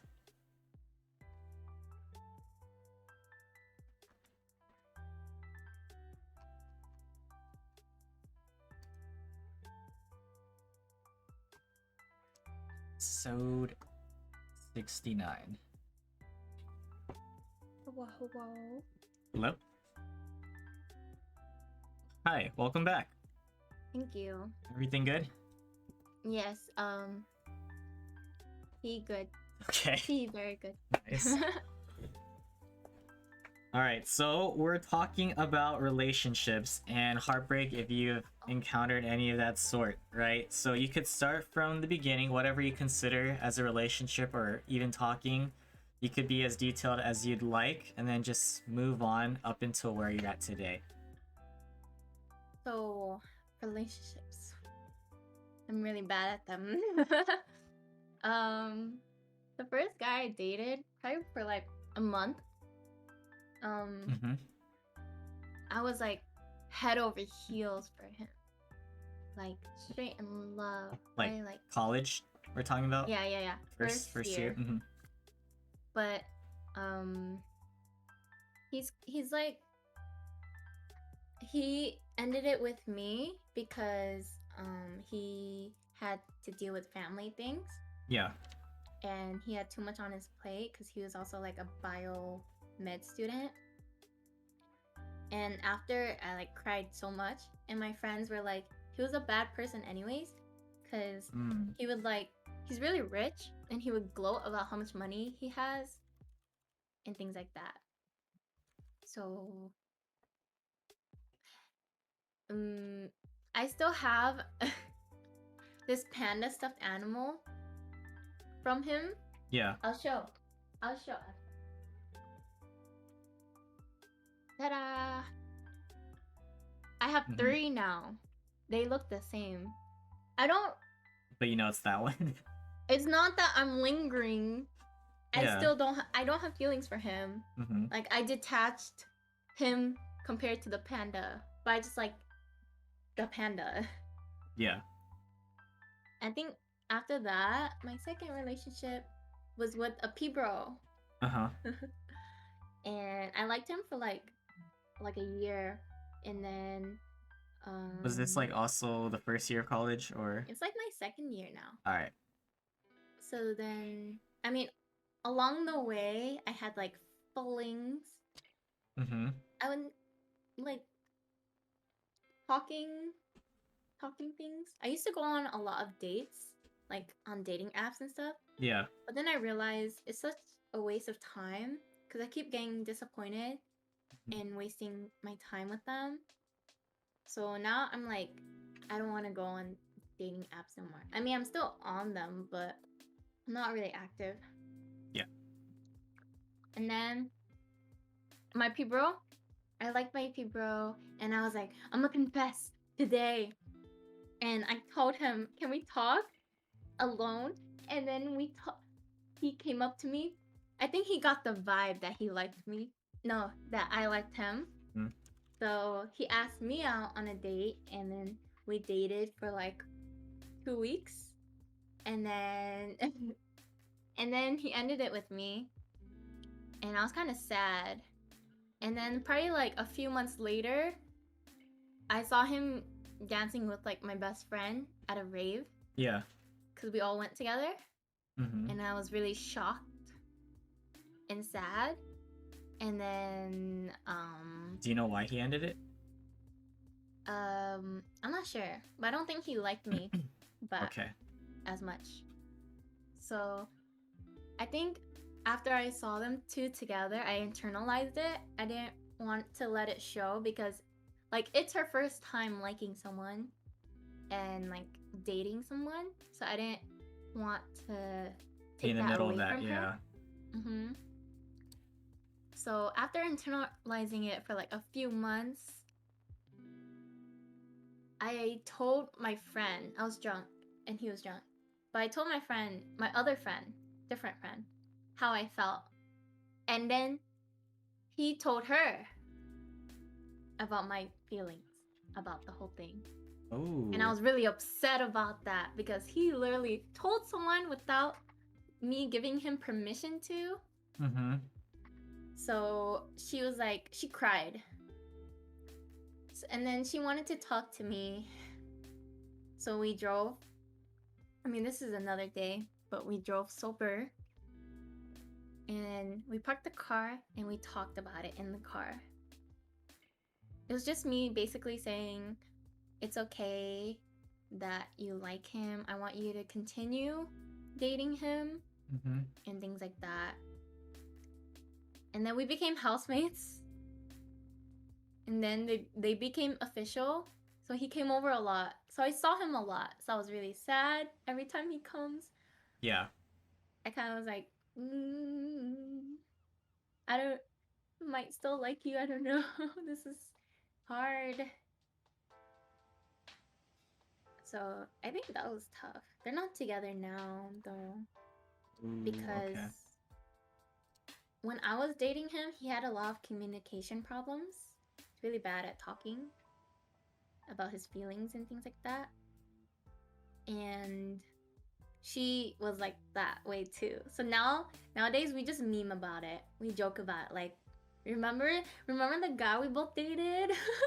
Remember like all the problems? So I guess it's good, like growth wise. I think after him, I dated another person from my frat. I was interested in him as well. And we kind of got together after like dancing with each other at a rave. Mm-hmm. But I was kind of unsure of how I felt with him, like if I really liked him or not. I think I was just like, I'm just interested. I just stayed in like the interested phase. And I wanted to see what it would be if we would be in a relationship. So we dated for like 4 months. And then I don't know if it's me, but like being in a relationship, I feel like was like so time consuming. Mm-hmm. And I felt like I had to give him so much of my attention, and I was like working like 3 jobs at the time. So I just didn't want to talk to him. And then I realized maybe that's because I don't like him as much as he likes me. So I ended it with him. It was hard. It's hard to like break up with someone. I mean, we weren't like officially together, but end it with someone, especially if you know that they really like you. It's just really hard. I cried after. Cried for like 2 days. This was still year 2 or Oh, this around is there? 3. Okay. We're moving up by relationship. Yeah. Then my 4th year. Mm-hmm. I went to Las Vegas and I met up with a mutual friend there. At like EBC, Encore Beach Club, EBC, yeah, at Las Vegas. And we did some things, and then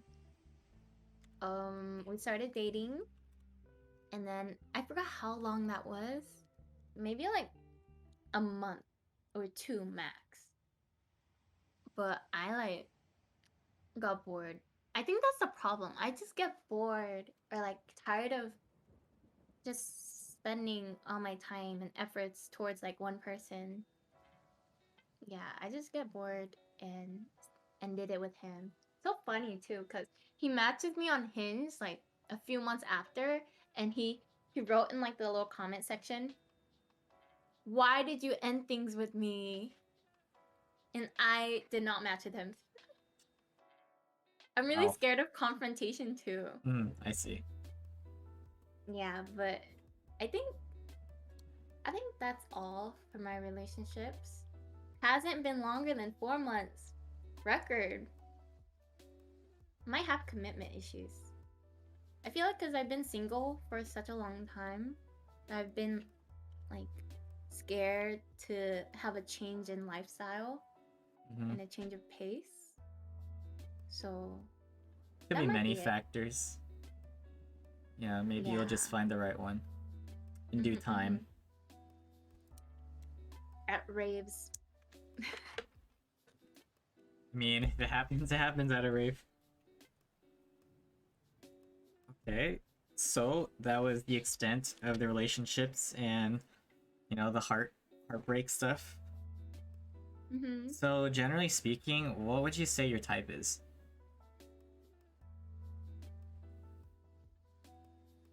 Okay, the guys I've dated, they've all kind of looked the same. So I'm gonna give you like physical first. Yeah. In terms of physicality, they're all very tall, skinny Asian boys. And I've also never dated anyone younger. I'm not opposed to it, but it's just a fact. And personality-wise, like, I want someone who can banter with me, like joke around, be playful, so it won't ever get boring in the relationship. Never. Have you seen the TikTok? Never let them know what you'll do next or something like that. Yeah, something like that. That's so funny. Yeah, because not nice guys. Nice guys are boring. We want some spice, you know? Like, I want him to be like my best friend. Yeah. And I also want him to have a lot of ambitions and work hard for them, because I did date a guy who wasn't that hardworking, was really lazy, didn't really care about like going to classes and things like that, and it really like brought me down, because then I started to become lazy, and I felt like at that point I'm like a mother trying to nag him to do things. Like I was trying to motivate him to do work when it should be like both of us helping each other grow. So definitely someone with ambition and will work hard to reach their goals. Yeah.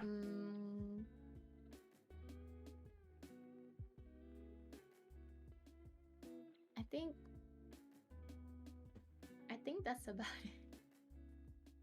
I don't know. That was a lot still, so thank you for Is that a lot? Okay. Yeah, that was plenty. No worries. No, I know girls have like way more. My other friends have like a crazy list. It's okay, if you think about it later, you could bring it up. Okay. Alright. So, what are some red flags you faced? Encountered? Ooh. So like laziness? Yeah. One thing. I also don't like it when they text back really fast. Okay, okay. That kind of tells me that like you're like waiting for me, like I'm like the center of your attention or something like that, and I don't want that. I obviously want to be for like my future man. I want us to be like part of each other's lives, but not the center of it.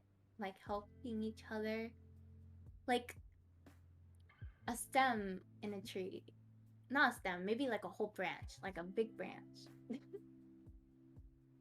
But yeah, that's something. Other red flags. If he has a lot of other pretty girlfriends, like female friends. Yes. Because I get jealous sometimes. Sometimes.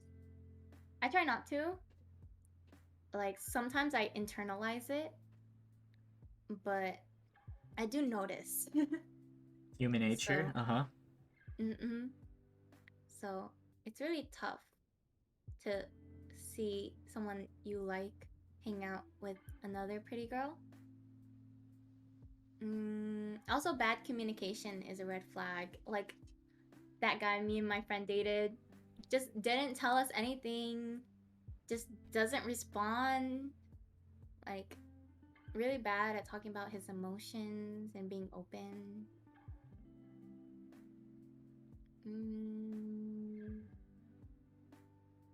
Also, guys that wear white jeans, that's so bad. Guys, chat, don't wear white jeans. It's a turn off. Big turn off. It's true. Other girls think the same.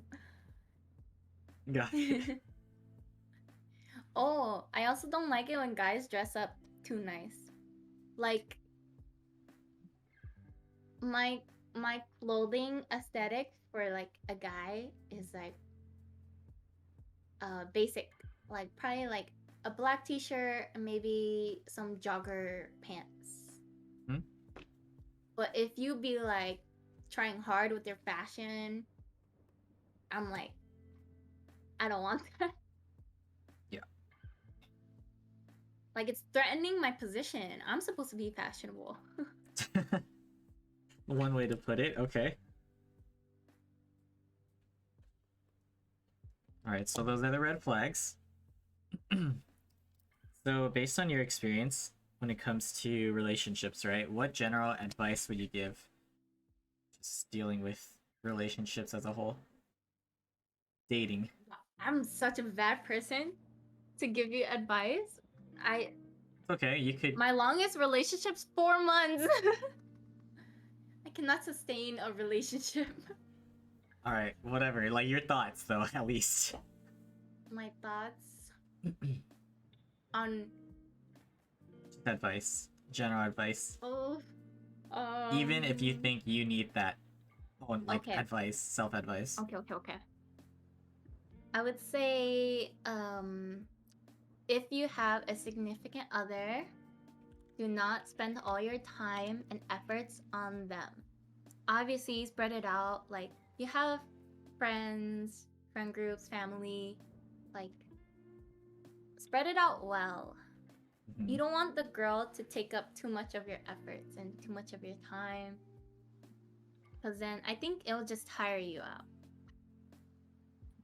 But yeah, and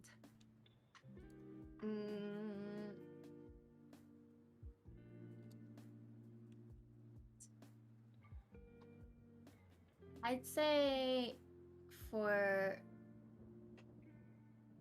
first dates, I'm so, I'm so bad at first dates though. I don't know. Everyone's so different. Well, for It's me, true. I want to talk to them before we go on the first date, whether that be texting or FaceTiming. Like, don't just rush the process of dating and then go straight into a relationship. Like, take your time with it. Actually get to know the person that you might be interested in. Not just if you're horny. I know guys get horny really easily. They just see pretty girl, they're like, I want. The voice. And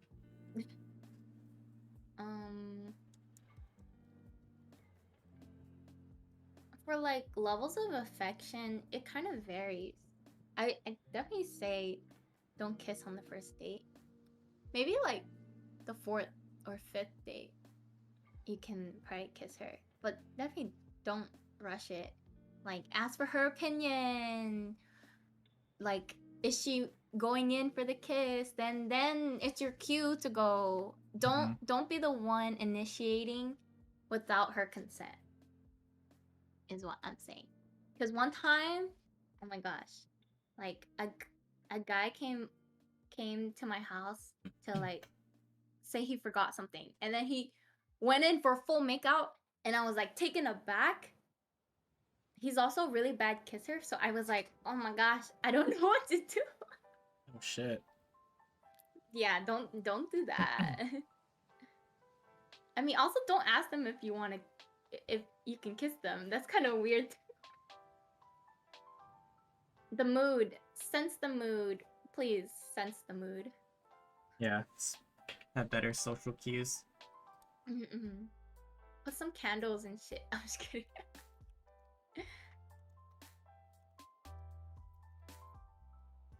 So that's advice when it comes to dating. Was there anything else you wanted to say before we move on?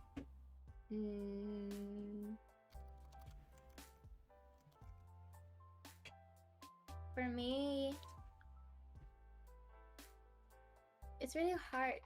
I'm like in a phase of my life where I do want to date and like gain the experience and grow from that, but I also don't want to put myself in the position to be vulnerable and heartbreak and like change my lifestyle and potentially like risk things for him. So I'm at a weird stage at my point, and I'm just at the point where if it happens, it happens. If I meet you and I like you, I'm gonna initiate and I'm gonna tell you that I like you and flirt with you. I'm gonna flirt with you first and then tell you I like you. And actually, I'll flirt with you, test the waters, and then tell you I like you. And then, yeah, just go with the flow.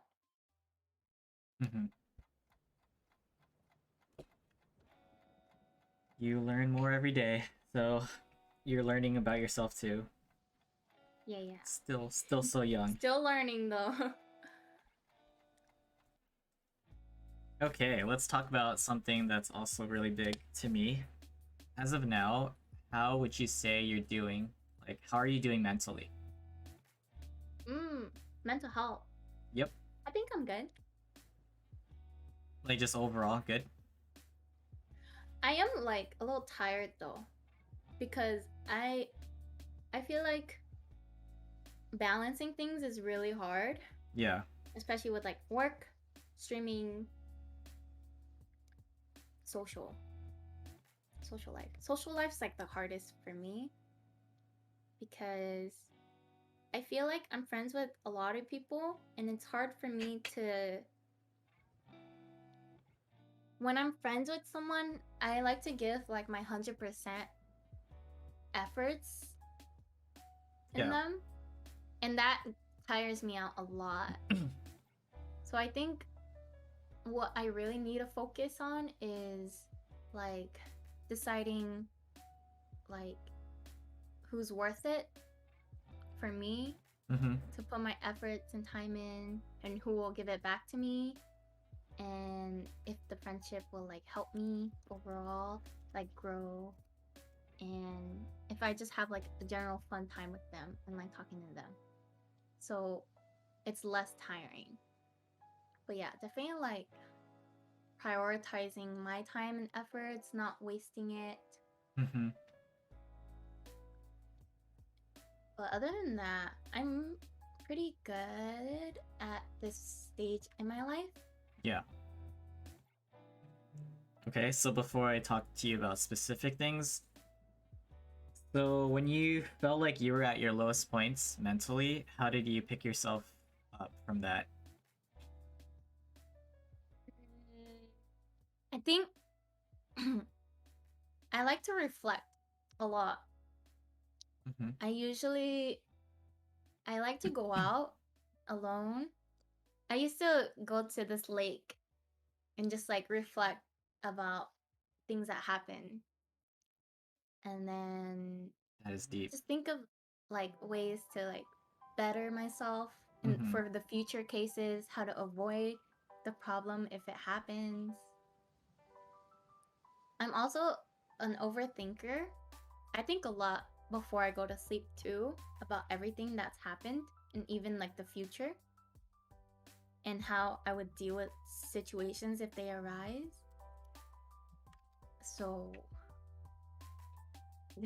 Yeah. I don't know. That's just like how I would try to avoid things Mm-hmm. if it's bad. All right. So talking about the friendships thing, you actually also put that on the application. So I think that is pretty cool to talk about. Where you feel like you're lacking on your social life aspect, correct? But you feel like when you do give attention, it could be draining. Yeah? But that's Mm-hmm. also because the effort is not reciprocated, right? It's not shown back. So, what do you mean by that? Do you feel like you've gone through things like that where you feel like people aren't really committing more to the friendship, or do you just realize that maybe they're not worth your time?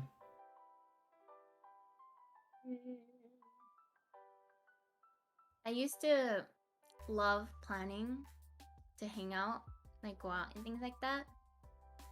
But like this happened like my last birthday, but I planned like a 4-day thing to accommodate to like different groups of people. Yeah. And for some of them, people wouldn't go. Like my closest friends didn't go, Ooh. and that would like break my heart and make me rethink our whole relationship. Like, am I not a good enough friend for you? Like, am I not someone you want to prioritize? It's also like an event that I made like for that one friend too. And the fact that like she didn't come really broke me. I mean, we talked about it after and we're like good now. But at the time I was like really sad. I was like waiting for her. So I was like at the beach waiting for her the whole time. It's like being stood up. No one likes that. Was it something that you had to bring up yourself, or what? I texted her. I called okay. her. Yeah, And then we talked about it. I see. But I think it was miscommunication because she was like, oh, I thought since you're hanging out with so many people, like, it didn't matter if I came or not because I can invited other people to that event as well. But I was Mhm. like, no, I made the event so you can come because I want to hang out with you because I barely have time to spend time with you. So it's just like miscommunication. But also like just like texting people is like so much work. Like I wake up to so Uh-huh. many like messages and I'm like, I'm stressed. I'm so stressed. I do not want to open them. Like I love them Mm-hmm. as a friend, but I do not want to open them. Famous things, I see. Tough. No, no, no, no, no. No, I'm just Because when I kidding. reply to people, I like Uh-huh. to think about it and try to be funny. I like to be witty. Yeah. Was there anything else relative to friendships that you wanted to talk about? Because I'm sure that could social Oh yeah. relationships, you know, it's tough. The balance is real. I had a talk with my friend when I went to NorCal that one time. Oh, recently. Yeah, yeah, yeah. Okay, go So for it. I told her because whenever I'm with her, I just think a lot. Like like things I internalize and don't even remember just come out of my mouth, and I'm like, what the fuck? You're like a fucking therapist or something.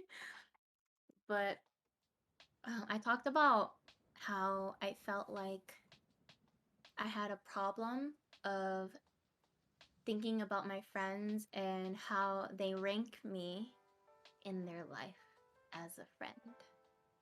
Talking about close friends. Mm-hmm. Okay. So like, if I view someone as my number one, I do wish the same back. Yeah. I don't pressure them to, but I just think about it. And if I'm not, then I get really sad about it. That's part of the overthinking too. Mm-hmm. Yeah. So I do that. I also have a problem with like gaslighting people or like guilt tripping. I think they're kind of the same. Because I don't say it out loud, but I'm very territorial of my friends. Like, Don't feel bad saying it. Like, I'm I feel trying to like find the words to I'm say. learning from what you're saying, trying to understand. No, it's a bad thing. Don't learn. No, at least learning from your perspective. Hmm. I'm like gatekeeping. Like, Yeah.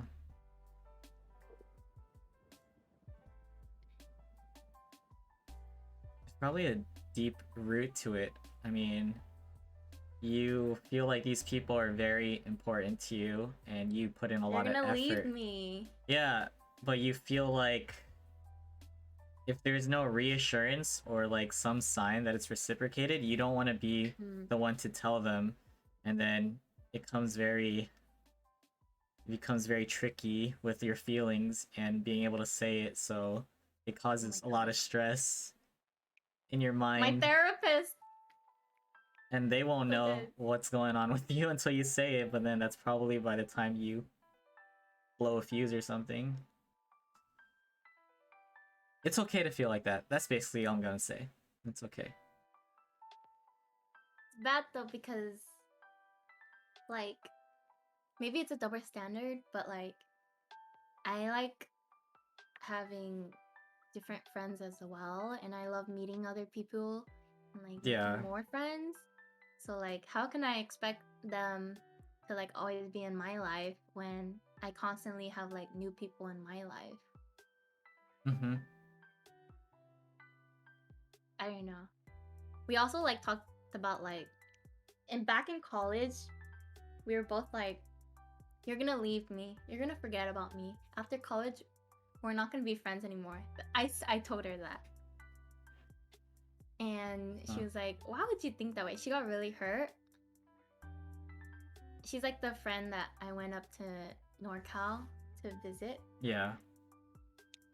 It's only, I felt like that way because I felt like I did put a lot of effort with, like, in my relationship with her. But I felt like she didn't do the same for me. Like she prioritized other things like which is fine, like work and like her work friends. Like the people who are near her, I can't be there. Hmm. And I just said it out loud to her. Yeah. And yeah.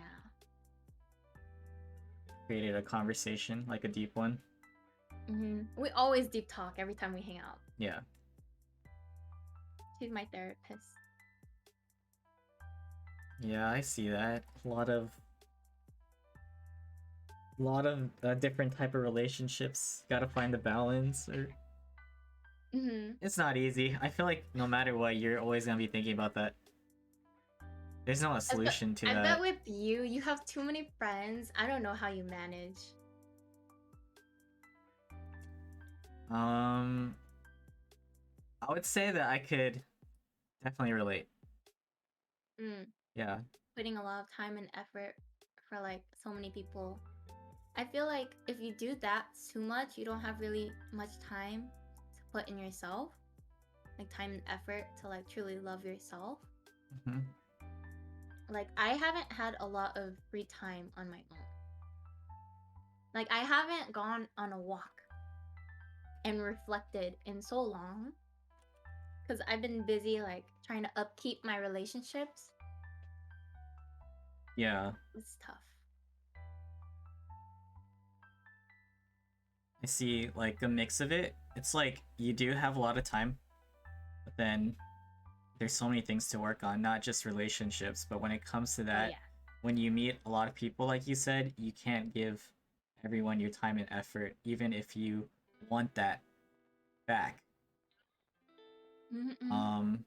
But that goes to show that you can make friends, but it doesn't mean you can be close to everyone. But That's so sad, but even if you try, it's not gonna be like consistent with that same person every day unless you make it to that point. But it's not realistic because you're trying to grow and you're trying to meet new people. Yeah. It goes back and forth. So it really depends on the people and how they understand. I feel like if you're open and you have those heart-to-heart conversations, then they'll understand and they'll at least try to put in more effort to give you some sort of reassurance. But I hate confrontation. Yeah, and that's another thing, but it's so hard. Hopefully if you feel like some people are here watching you right now that you consider close, then maybe they'll realize that. Yeah. But I totally feel ya. And that's why I try to host these to get to know people. You learn. Yeah, like you live and you learn. Alright. Do people get upset if you don't invite them? To the podcast? Yeah. Or not that I know of, but I do have. Well, for the podcast, if we're talking about that, I do let people sign up. Yeah, and I do try to relay that message.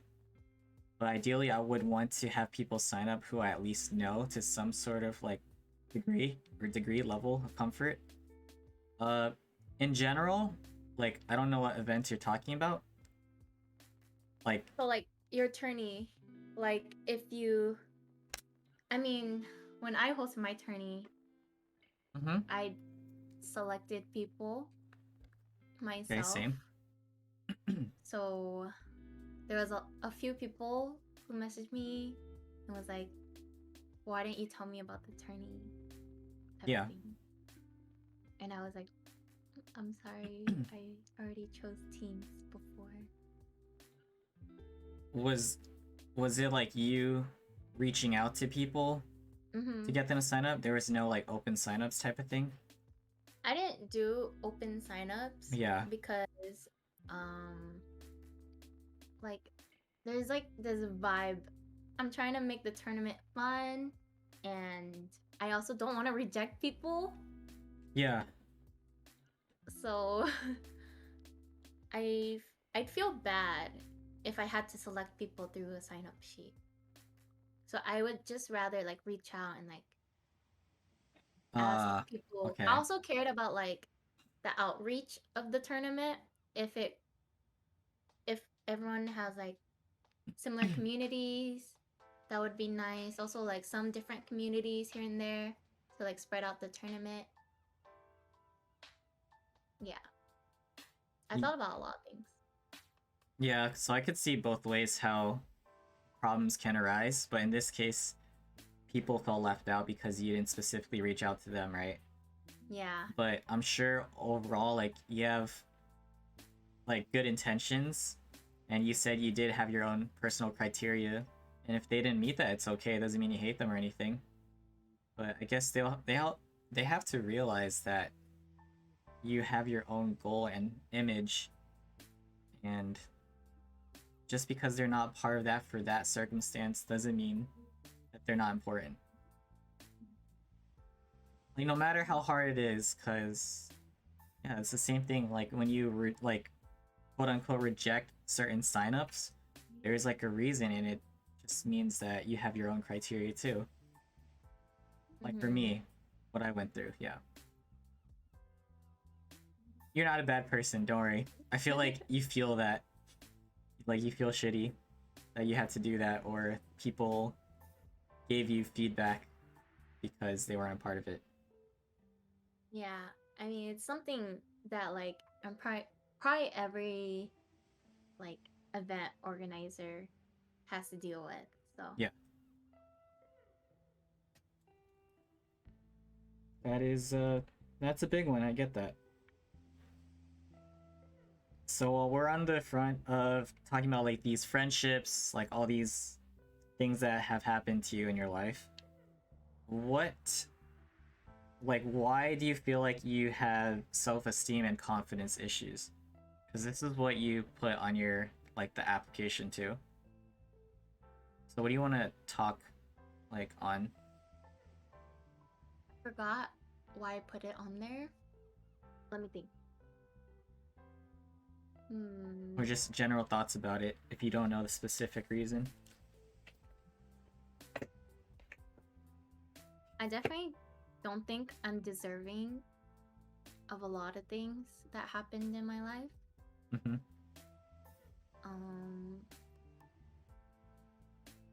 Like, I always feel like I'm not the best person that I should be.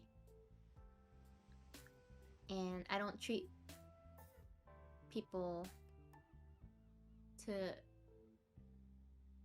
the best degree that I should, I think. So I end up always like feeling bad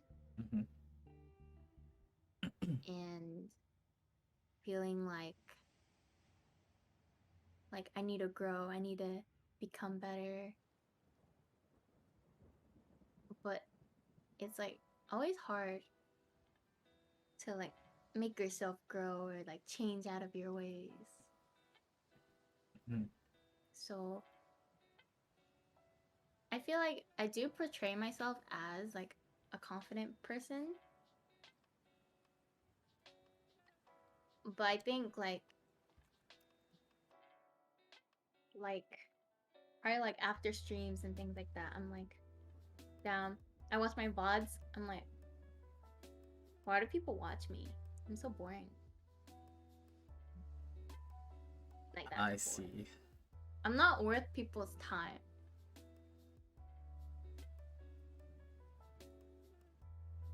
So it's like you doubt yourself in some way. It's probably a deeper root why you feel like you're undeserving and you're being very self-critical. But I'm sure everyone who may be watching or have watched you, they have their reasons for sticking around, you know? At least you cater like a positive influence to them. So whether you see it or not, at least know that you are deserving of what you have, and you're just going way up from here. It's just hard, like, knowing your own self-worth. Yeah. Yeah. I'm sure other people know too. Feel this way. Yeah. It's almost like when you're facing your own inner demons sometimes. Ooh, yeah. That's why you probably reflect too, even when you're about to go to sleep or just when you're offline. is when it hits. Yeah, like, oh, Human this nature. is bad. Mhm. What can I do better? Like, oh, I didn't do the best on that video. What could I have done better? Just always Yeah. in the back of my mind. And that's not a bad thing because you always want to improve. So But then I'm never like content with anything I do. yeah, but it's not even like a bad mindset to feel that way. Because I feel like when you reach the point where you're content, you might lose that drive or motivation, or you could even plateau. So it's always good to stay hungry, especially in like this industry or whatever career path like you're setting your mind to. I feel like it could also like drive you to not feel good enough and feel like make you wonder why you're doing this in the first place. Yeah. And even make you Continue. contemplate on quitting. Yeah. Yeah. Like, is there something better for me out there? Mm-hmm. I Yeah. guess it goes both ways where there is but then isn't like enough time in a day or in your life, but I guess that's why you just have to figure things out day by day, like in and out. At least Yeah. you Go told with the me. flow. Yeah, you literally said that you do enjoy like you know, designing, right? Editing Mm-hmm. to that degree. So if you're talking about that career path, at least it's something that you're ambitious about. But it's okay to doubt yourself. I'm I sure work with people. so many talented people. And you start comparing yourself or what? What's it called? Alien syndrome? Alien. You know when you feel like you're not worthy enough Like for the position you're in, or like where you're at. like imposter syndrome or something? Oh yeah. Why did I think alien? I don't know, maybe you're thinking of like Among esports Us. stuff, No. Alienware, all that. Oh no, I was not thinking that. Yeah. Yeah, I have that problem too. Imposter syndrome. That is fair, Comparing no yourself worries. to others, so hard not to. Yeah. Again, normal human nature. I think you're doing great personally, and I'm sure people in chat could attest to that. So just keep doing you, and it's okay to struggle to and to feel bad. But in the end, like it is a tough like industry. Just try your best not to compare yourself. But if you do, then at least like know that you're trying to get to that point. Everyone's growing at like different paces. Yeah. And thank you for being open about this. Amen. Yeah. Struggling is a part of life. I love that. Alright. So that talks about self-esteem, confidence, basically like your social settings and your thoughts in life when it comes to your mental. Was there anything else in that regard that you wanted to talk about? Because we will talk about like social media and like streaming.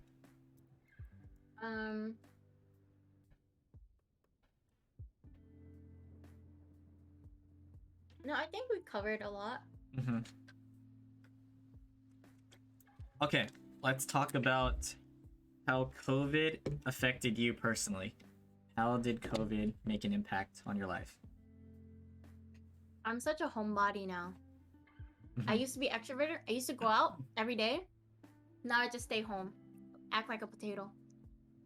The only time I dress up is for stream. That's so sad.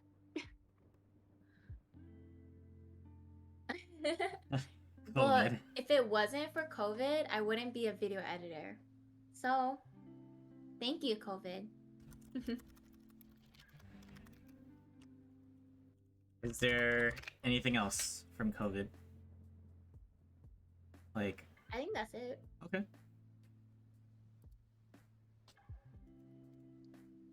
Nice. All right. Do you need another break before we finish things off? Bless you. I'm good. I'm good. All right. Social media. What platforms can we find you like on? Like, what are you active on aside from Twitch? Um, only Twitch.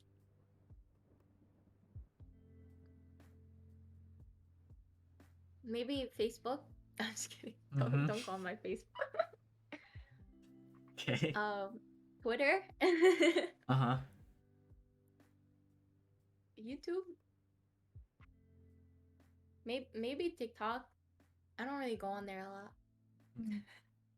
Had to save the best for last, I see. No. No, check out the other ones before you check out everything. Yeah. Okay. But that's it, basically? I think so. Yeah. Yeah. Alright. So, TikTok's a huge one. We know that. Let's get into that first. So how did you get into TikTok, and what was your content like before versus now? How would you describe the type of content you make? I don't know how I got into TikTok, but I think like in college, I was on TikTok a lot. Like because COVID, you're bored, can't watch shows. I'll just go on TikTok, and it's like hella funny. Like there's hella memes. My friends are on there, and yeah, it was a fun time. It's still a fun time.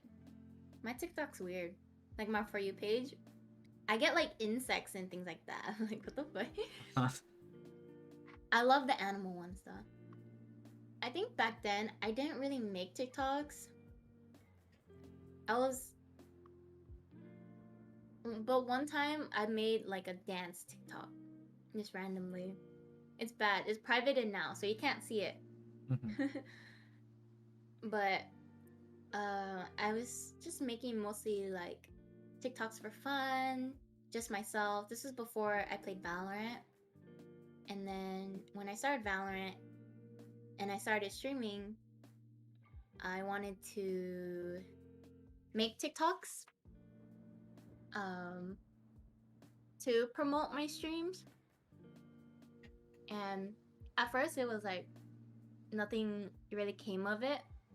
I just kept making more because I love editing, so I just liked content creation in general. So I just kept making TikToks, and I noticed like things that pop off on TikTok, and I kind of adapted their style, and then but made my own content that way, kind of like with like captioning things, graphics, meme culture, but not really, not a lot of meme culture. And just started like outputting so much TikToks. I think I was like inspired by Fry. Do you know Fry? Fry Jill? The streamer? Yeah.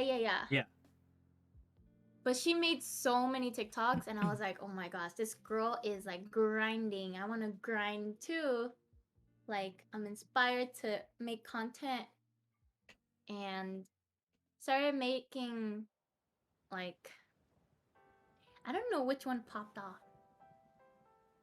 The squad, oh, the bronze one. Those were like inspired from other TikToks, and they popped off, and I was like, oh, this is fun. Like people are like seeing my work, so I want to make more. So I started making more, and then slowly introduced my sussy personality in it. Yeah. And then those popped up. So yeah, that's kind of where I'm at right now. So how long have you been posting on TikTok? Like consistently? I don't know, sometimes it depends on if the content is deemed worthy enough for TikTok. Like I have a lot of clips. Yeah. I have like so many clips. I look through them, and a lot of them are not funny enough. Sometimes I do play Valo with a content idea in mind, and I execute it. The help of friends, of course. Yeah. And sometimes randoms don't talk, so I don't get content from that.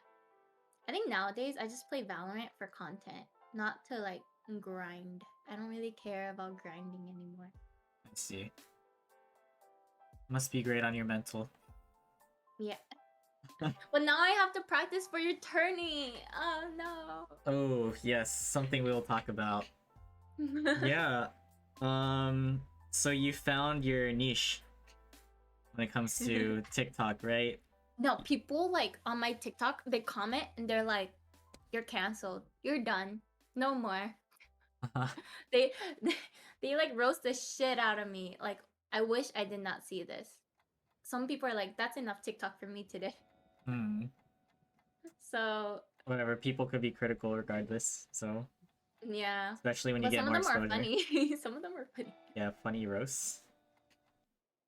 On my rap one, some people were like, the lyrics are weird, but why is it like a bop though? And I was like, yeah.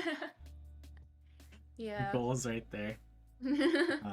So you think of like all of these things on the spot, and then you just have a lot of clips lined up, and then you select the few that to commit to, and you post it, right? That's like your thinking.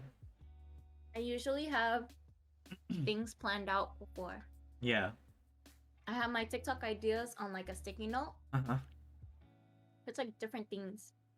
And then sometimes I come up with like ideas and stuff. And then also sometimes like I just get content when I'm not even trying. So that's good too. Yeah. When I'm just being myself, I'm like, oh, this is funny. So when did you start realizing like you were popping off on TikTok? Was it the bronze video one or what? Yeah, it was the bronze one. I just kept getting notifications. I was like, what the fuck? So I muted it. Uh-huh. I muted TikTok and I came back and it had like so many views Yeah. and likes and stuff. So I was like, my work is being seen. And it motivated you, right? To just push out more? Mm-hmm. I think it fuels me to like, Yeah. I want more notifications. I want to grow more. I It's want my worth following to be even higher. riding the wave, yeah. Mm-hmm, mm-hmm. So what have you learned about the TikTok algorithm? Like, what advice would you give to other creators? I would say all TikToks, some TikToks are different, Mm-hmm. but I usually have a guideline for my TikToks. I usually start off with like what they're gonna see, like a hook. Usually I just do my voiceover. Yeah. Sometimes I give warnings, like in my rap one, I was like, be warned or something like that. Mm-hmm. And then go into the content. And that's usually it. Yeah. I like text, captions, always good. Some people can't hear and stuff. Yeah. And using famous TikTok sounds under. Mm-hmm. Using that under. I've been using like this like basic sound that is not famous on TikTok, but a lot of content creators use because it's like chill Yeah. and it doesn't overlap with the voice. So I guess it depends. It's a creative choice, definitely. But also like using your creativity in TikTok Mm-hmm. is like huge. Yeah. Like yeah, you can follow trends and things like that, but I think like you definitely do need to put in your own like ideas and Like originality. yeah, originality into it. That's why I made my rap song. Yeah. That was really good. Did not expect that. Cause I remember you talked about singing over like your plays. You've done that. But like to see how you expanded that to this point where you kind of created your own original and it kind of fits with your theme, like the sussy vibes and stuff. It was like, wow, you created like something different, like crazy. I actually had the idea for a while, but I didn't start on it until like this week. Yeah. When I like over the weekend I talked about it with like my friends, like talked about it with Nicole, Caddy, and Andrew. I was like, what if I did this? and they're like, yeah, you should do it. And I was like, I'm gonna do it this week. So I kind of speed run it. I like wrote the lyrics in like 1 hour, and then rapped it multiple times, did the voiceover, edited it all in the same day, That and then is posted it the next day. crazy. Yeah, Speed when I'm running it. inspired, I'm like, You're locked in. I have to get it done right away. Yeah. And it's going up tomorrow or tonight. Mm-hmm. But I don't really post consistently. Whenever I have the idea and I get it done, I'm like, post. Yeah, and talking about posting, how actively do you think people should be like posting, in your opinion?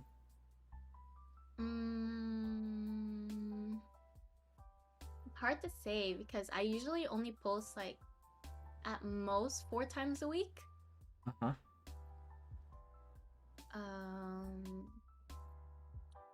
So I don't really know the answer to that. Okay.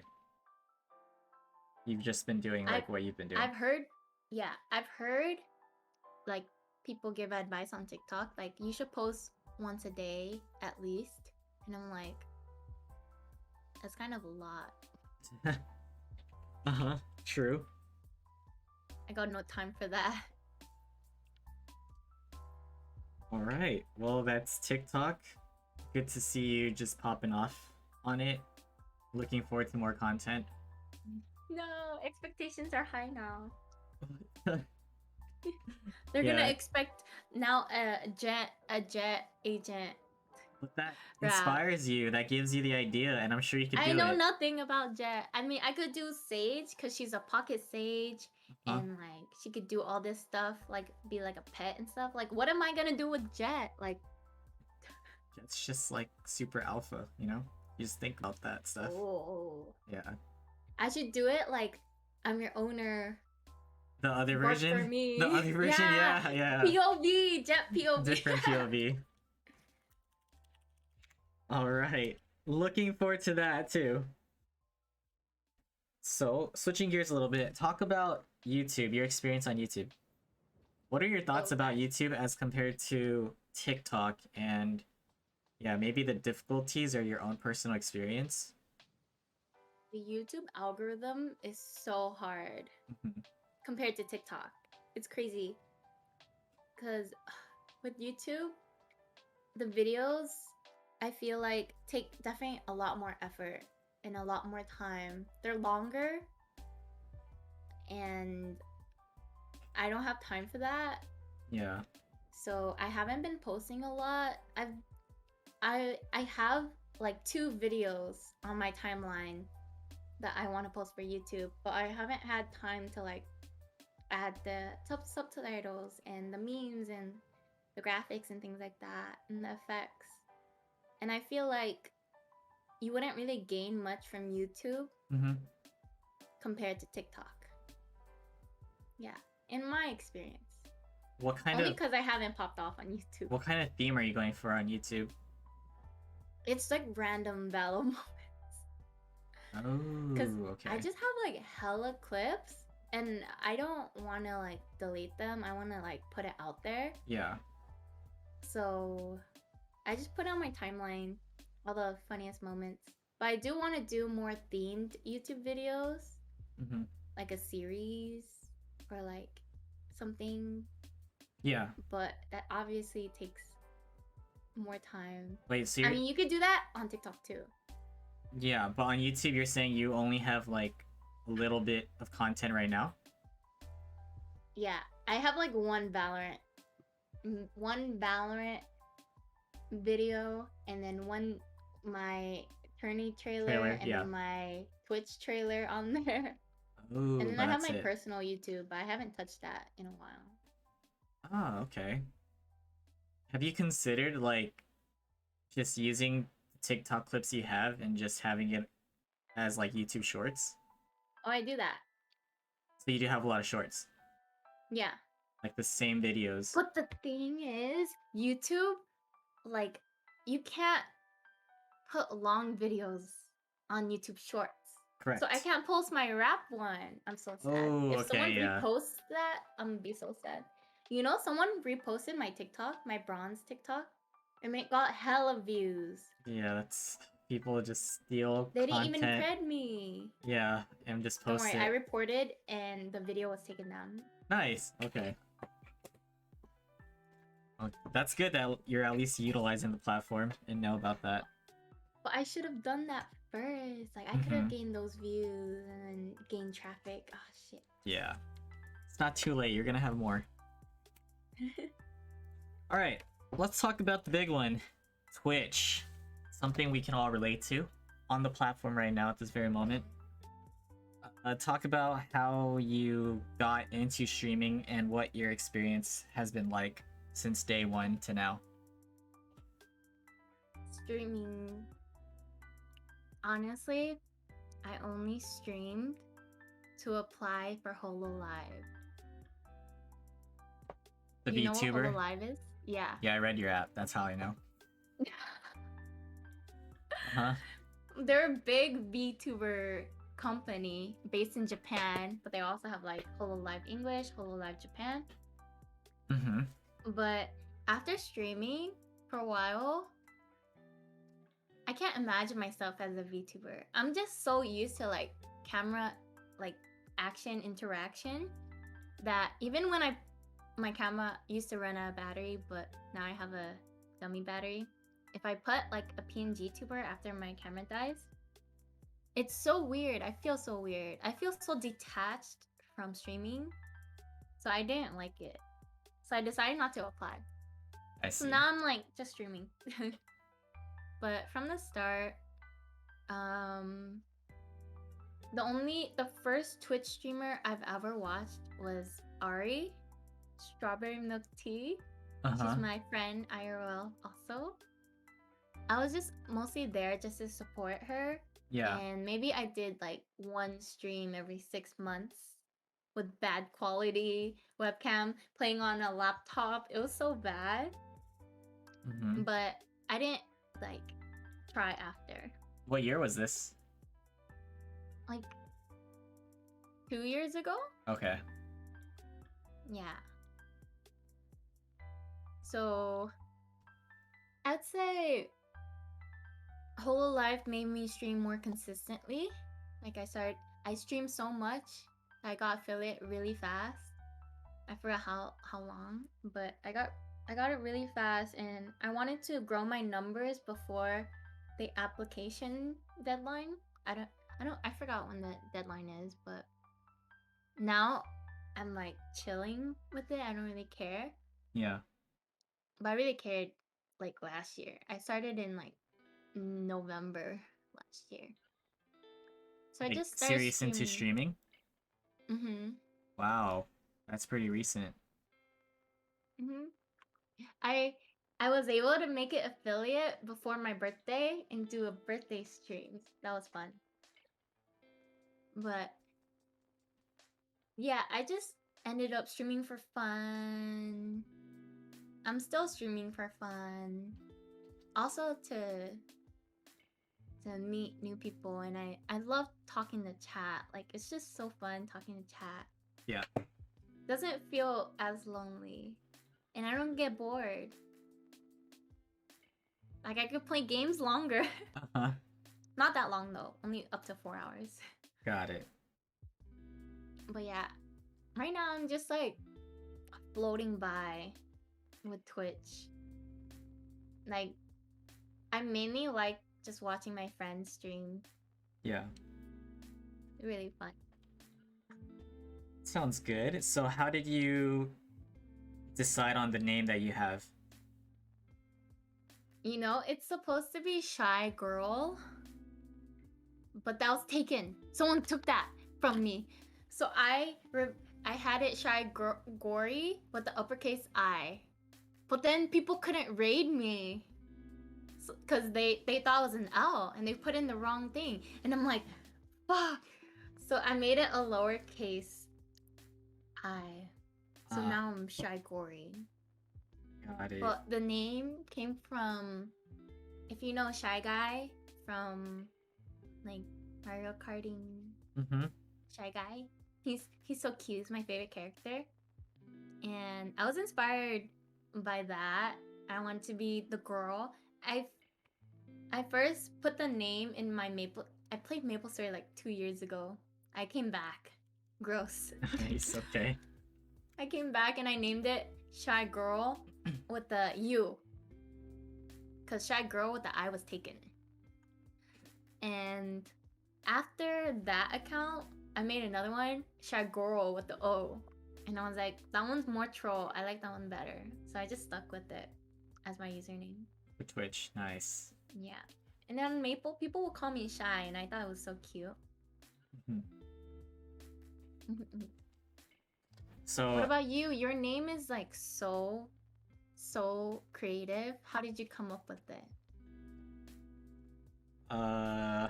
woke up one day and was just like, wow, this is so fitting. It's like I've lived through this my entire life. Wow. Yeah. So much story behind it. For real. Yeah, most people just say I dox myself. It's like, yeah, I do it so no one can. Yeah. You doxed me too on Shit. Instagram. Did I? Yeah. Oh, I did. I've never Oh my I've god. never shared my Instagram. And then you at me. Okay, that was And then my bad. some people followed me. I was like, ah, shit.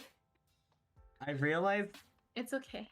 that on this, you could see that only your Twitter's there, right? Because I thought of that, but then today I didn't think of that. I was just like, oh yeah, I have her. Here, tag. It's okay. Oh, It's shit. okay. Busy man. Yeah. Just block them if anything. Yeah. Okay. I'm private. So, as of now, what are your current categories and schedule for stream? Categories? Yeah. Oh, like games? Yeah. Just chatting, Valorant, Minecraft. Pro Minecrafter. Boring. I'm so boring. I'm just bored of Val, so I'm like, Minecraft. Mhm. And Jeremy made a server, so I'm like, content? Should I make Minecraft TikToks? No, they wouldn't be funny. Test the waters. Like, how do I make Minecraft sus? Damn, those blocks look real good. Yeah, you can be the first to do that, so go for it. I feel Make it like my work. audience is just Valorant players though Okay. on TikTok. Doesn't hurt to try though. I'll try it. Yeah, I'll Yeah. try it. Alright, and schedule. Schedule whenever I want. But typically at night or what? Oh yeah. I mean, I work during the day. I literally can't do it during the day. Yeah. And I like to chill, like after work, because I'm like tired. Sometimes I nap too. Mm-hmm. And if I wake up and I feel like streaming, then I'll stream. Usually I like streaming. I like having my streams planned, like who I'm gonna play with. Oh. Because I don't like playing alone.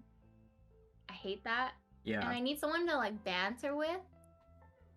I see. And content. And I always like reach out to people and like reserve a day with them. Dang, that's crazy. That's commitment though. I respect that for sure. I have a feeling I either have like a TikTok idea or like a vibe that I'm going for this stream. Yeah. So it changes. Mm-hmm. Fair enough. Okay, so what would you consider as one of your favorite memories on Twitch from the top of your head? Oh, one time, do you know Scrollinger Lee? Yes, I've seen that name. Mm-hmm. He followed me on Twitch Oh, okay. on stream and he talked to my chat and I was like, Dub! W! We won! So, next, Sage Mommy. I already VIP'd them. Oh, what the? Yeah. Yeah. Okay, that's favorite memory. Talk about the pros and cons of Twitch.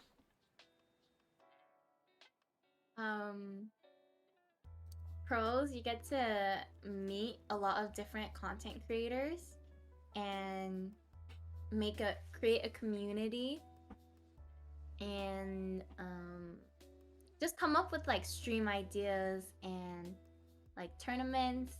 And I have like hella stream ideas, but I haven't been able to like get them started because I don't have enough interested people.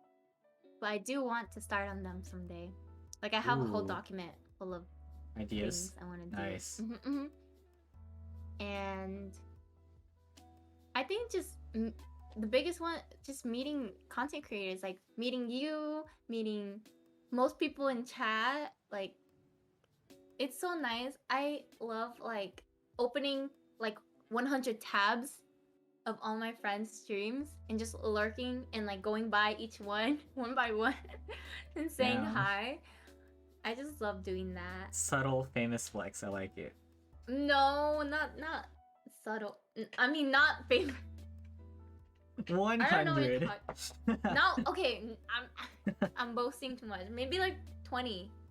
Modest. Got it. Yeah. Getting there. No, I just like supporting my friends. Okay. Bottom line, respectable. And that's the funnest part for me. I like just coming in people's streams and like saying sus things, and then them reacting to it. I think it's so funny. And a con, I haven't really. Oh, I guess some cons is like a lot of people who come in my streams, they like want to be friends with me, or shrimps. I can't tell the difference. Yeah.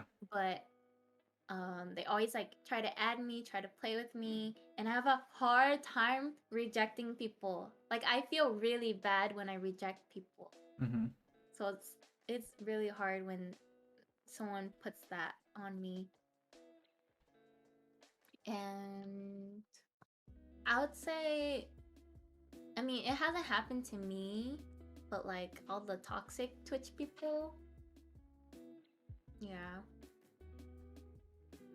For sure. True. Okay. Those are pros and cons. So, relative to the trolls and hate, how do you deal with that? And what encounters have you faced or come across? I haven't. You haven't? I haven't. That's good. It's been stream rolling well so far. Oh my god, the worst part about streaming actually is when I stream, none of my mods are here. Oh. I'm so used to just being my own mod. Yeah. Even during game, I literally can never focus on the game because I'm busy modding myself. Yeah, I stream really late also, so like my mods are definitely not awake. They got things to do. I don't blame them. Yeah. So I just end up doing it myself. But also, it makes me not enjoy the game as much, which kind of sucks. Because, like, I used to love playing the game, like, talking to chat, but now I'm just, like, focused on chat mostly. Like, I want to make sure everyone feels welcome and, like, not miss a chat, like, a message. Because I'd feel bad if I did. Yeah. Understandable. Those are additional cons. Okay, so do your parents know that you stream, or your family in general? I told them. Yeah. But they don't know what it is. Oh. I also do not want to show them cuz it is not good for parents. They would yell at me. They would spank me. They'd be like, "Don't stream. What are you doing?" You know, one time my dad was talking to like my aunt or something, and he was like, "This girl's up so late. I don't know what the heck she's doing, but she makes weird noises and sounds." And I'm like,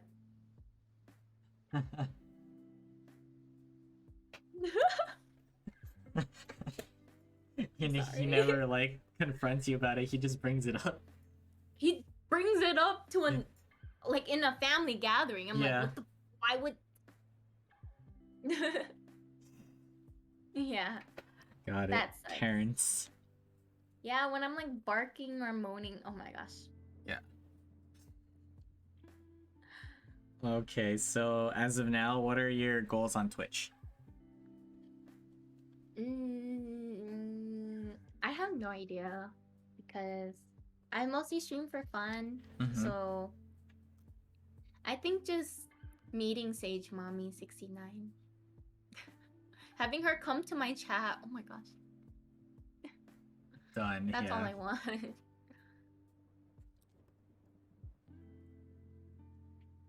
Talk about the meetups that you've had already with people on Twitch. It's not a lot. But I met up with Jeremy because he's also friends with Ari. So we all hung out. So that was nice. He's really nice. Like he's the same offline and online. Like seriously the same.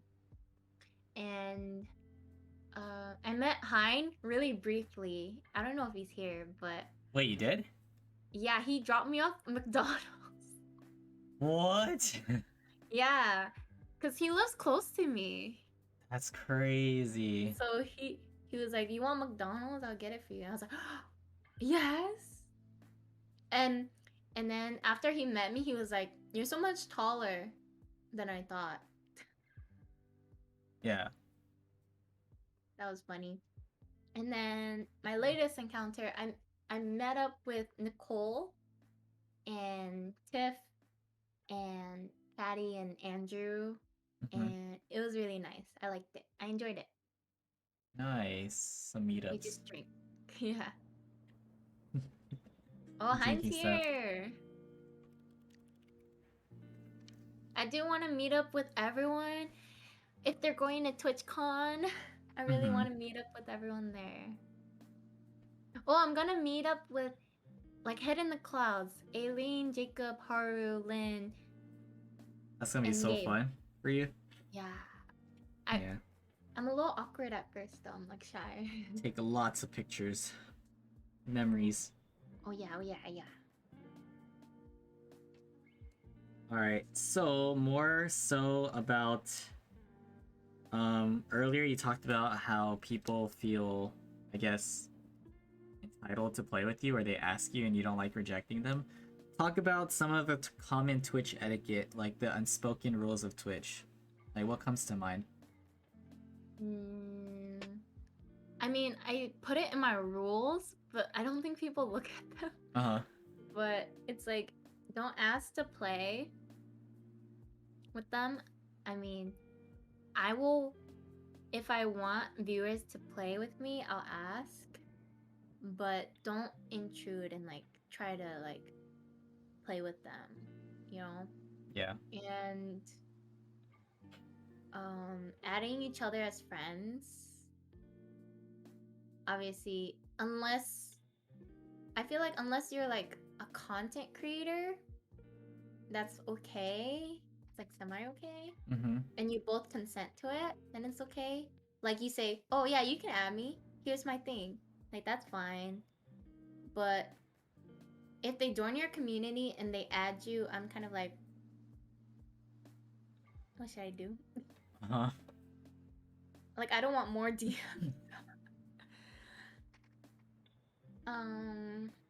What else is there? Obviously no trauma dumping. That's always bad. It's always a way to make someone feel uncomfortable. Doxing's bad. One time Jeremy doxed me. That's kind of funny. He doxed my address. Oh. Shit. He doxed my address and he unpublished it right away, which is okay, I guess.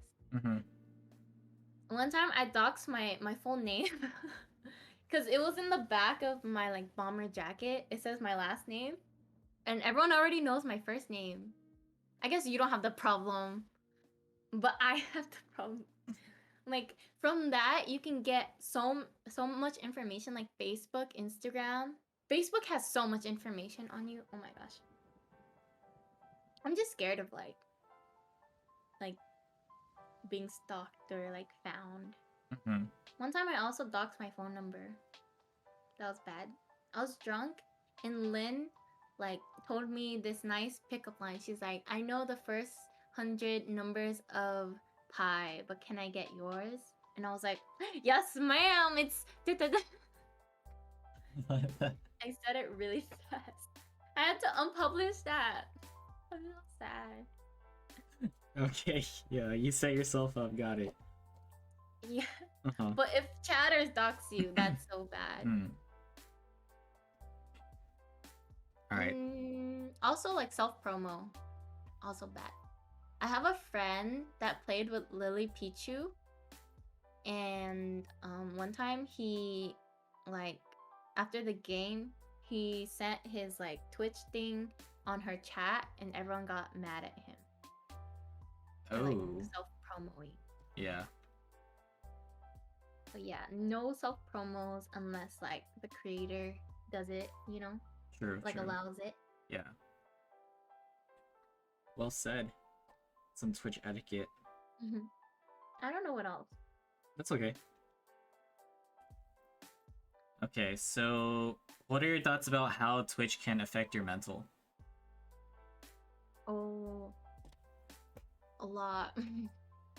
That's why a lot of people quit or take breaks, which is fine.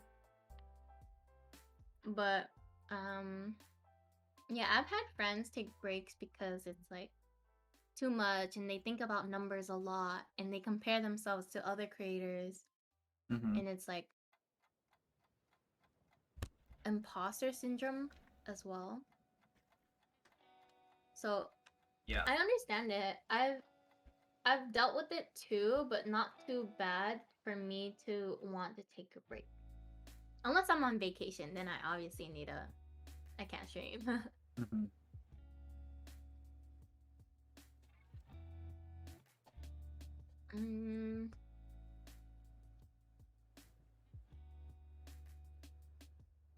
I think that's about it. Or like toxic people on Twitch. That also happened to one of my friends.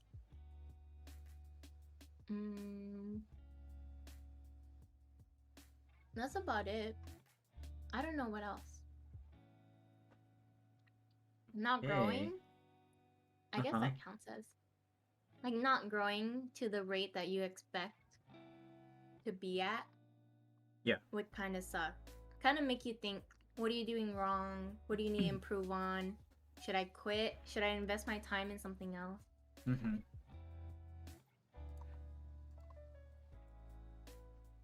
For real? Yeah. Mental toll. Okay, with that being said, what advice would you give to those who are trying to grow and are just trying to get started with Twitch streaming? Start now. Start streaming now. Make content as well. Like, I don't know how much you can grow from Twitch itself, but I feel like you can't grow that much. Like, there's a limit. I mean, there's like a slow pace you can grow at through like raids and like meeting, networking, and like joining other communities and things like that. So I definitely recommend making content along the side of streaming. So like TikTok, YouTube, whatever else there is. Just like expanding your reach, and then bringing those followers and those views to your stream, and just keep making content and streaming. I'd say make content more than you stream. I think making content is more important than streaming itself. That's my take, because I feel like you gain more from like your content than you do when you're actually streaming. Because I get so much like follows off stream than I do on stream. Oh, interesting to bring up. Yeah. Also, raid out every time you stream. No matter how much you have, how many viewers you have, always raid out. And always rate out to like, I would say to people. I usually like rating out to people of similar numbers to me when I started, because I felt bad about like my numbers to like bigger streamers. Mm-hmm. But I feel like a lot of big streamers are like mid, like maybe averaging like 30, 50. They don't really care about numbers. If they care about numbers, then they suck. I saw a TikTok about it. If you're a streamer and you care about how many numbers a raider has, then you fucking suck. Straight up. Okay. Yeah.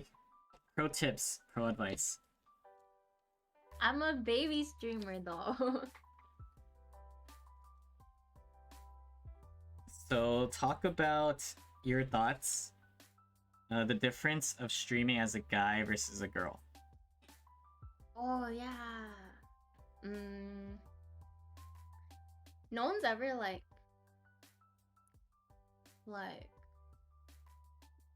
mentioned that to me. I mean, I've talked about it with like Alex about it. But I honestly don't know. I feel like Twitch is majority guys. Like chatters are majority guys normally, usually. Mm-hmm. Like if you're a girl, then you're probably a streamer too. If you're a girl chatter, you're probably a streamer, content creator, trying to network. But I think it mostly depends on your personality instead of what gender you are. Cause like if you're a guy and you're watching a girl streamer and she's boring as fuck, then you wouldn't keep watching her. That's whack. So I think people do come in for looks, like if you're a girl or a guy first, what they prefer to watch first, and they only stick around if you're like funny, like your personality, if they vibe with you, that kind of thing. Yeah. I feel like everyone would say that. Okay, you're sharing your thoughts. So that's streaming as a guy versus a girl. Okay, so this is something I got from your application. So what do you mean by e-boys are ruining your life? E-boys are ruining my life. Oh my god, I get so attached by e-boys. Crazy. Like, if I find you funny and I have fun playing with you, then can we e-date? I don't know if that means real dating or fake dating. I hope it's fake dating. Mm-hmm. But kind of like Maple Story. Like, I just love like flirting with someone that I'm playing with, especially if he's a guy. I mean, I do it to girls too. Honestly, it doesn't matter. But if I want to e-date you, I want an e-boy. But yeah, I want all the e-boys. Got it. If you're an e-boy and I play with you a lot, it's a sign. And they're ruining your life. Yeah, it's like when Caddy says, "Shygori, ruin my life, please," and I'm like, what?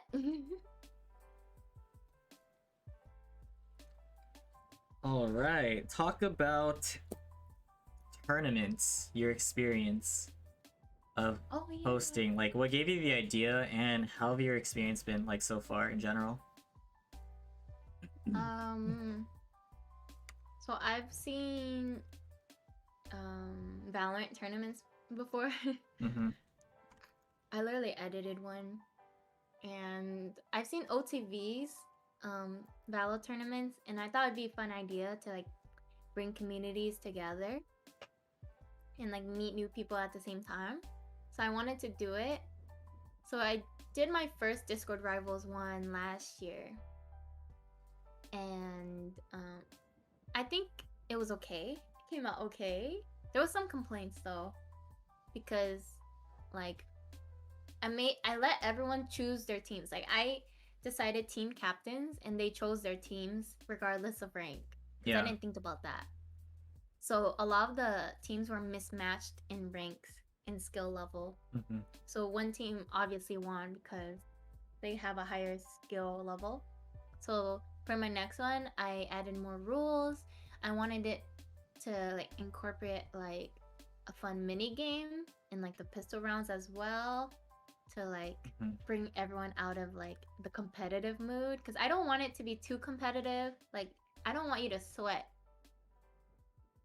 Like there's other tournaments for that. I want everyone to like have generally a good time. If you have a good time, you won't complain, and I don't want to deal with complaints. But yeah, I definitely upgraded in like production wise, made a trailer, worked on more of the overlays for it. Mm-hmm. And that was probably the funnest part for me. I think the day of, the casters made it really easy for me. Also, having casters was like godsend. Thank you, Wilson, for Thank you, recommending those casters. Uh-huh. casters to me. And they just made it like really easy. And I basically organized the whole thing by myself. Mm-hmm. And at the time of the event, Jeremy helped me with like the brackets and some of the predictions. Nice. But other than that, like, dealing with complaints is like the hardest part. Mm-hmm. Like trying to make everyone happy is really hard. True. But now you're considering Discord Rivals 3. Not in a while, like probably like 6 months or something. Okay. Like not soon. I'm not ready. What I have other ideas too. Like I should get started on those. True. So what gave you like the idea to have that as the title, the name? Oh, it's because I basically invited like content creator Discord owners. So like everyone had their own Discord, their own community, and I wanted each one to like invite like their teammates through their community, Oh. whether they be a streamer or not. I prefer if they be a streamer because I want more streamer friends, you know? Yeah. I want to meet more streamers. So yeah, that's why I came up with Discord Rivals. Mm-hmm. Because like OTV was like something Rivals. No, there was Twitch Rivals. I was inspired by that. Yeah. And the name it's kind of sticks, you know? Mm-hmm. Nice. So good to know that there's future attorneys in mind, at least. Mm-hmm. Okay. Talk about UV, the group that you joined. Oh yeah. What was your thought process around that, and how's it going right now?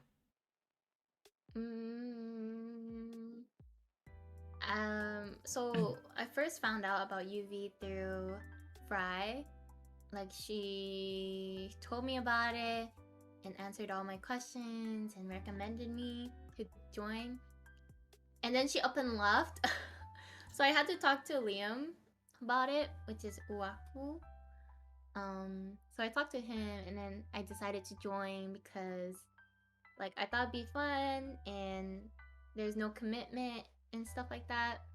And like I already knew some people who were in it, so that was pretty cool. And then I think they don't really do anything in UV though. I haven't really done anything for UV. So you just have like the name to it? Or the association? Yeah. Gotcha. It's chill. Alright, so that's UV. Alright. Last Twitch question. So, if you guys have watched the podcast, you know where this is going. So, for the people. Wait, are you okay? Relax, I'm relax, scared. relax. No, I'm no, no. scared. It's fine, it's fine. Just gotta hear from your perspective, of course. So, how does it feel to be famous? Oh, I've heard this.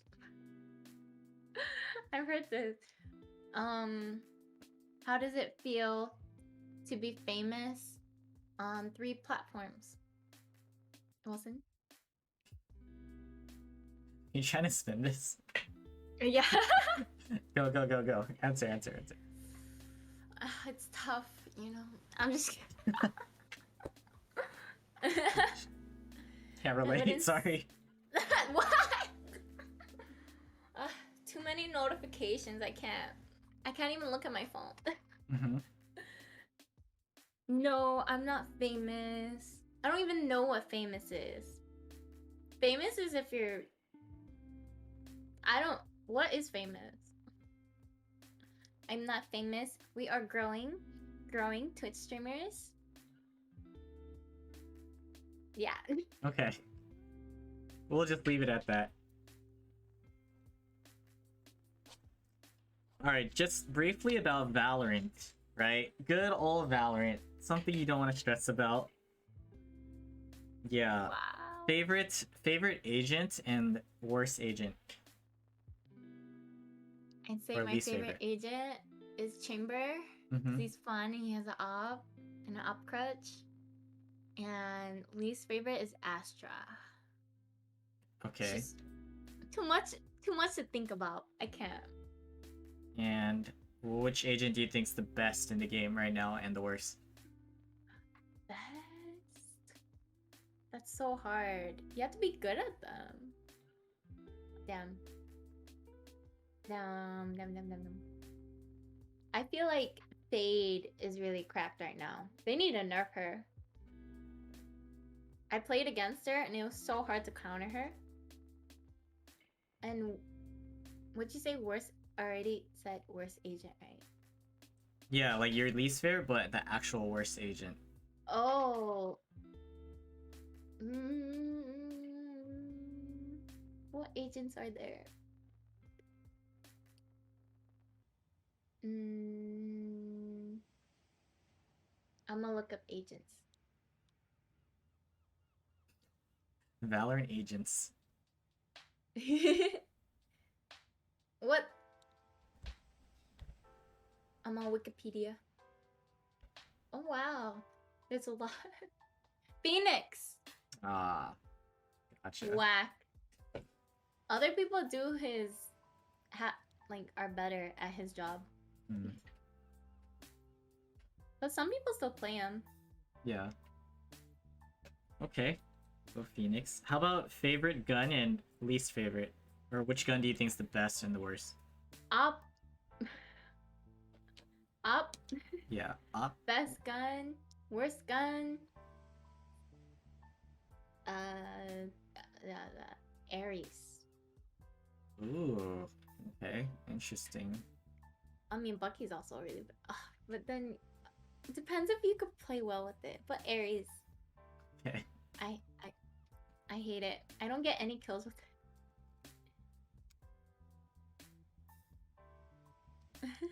If you could only choose one, favorite skin bundle or skin set.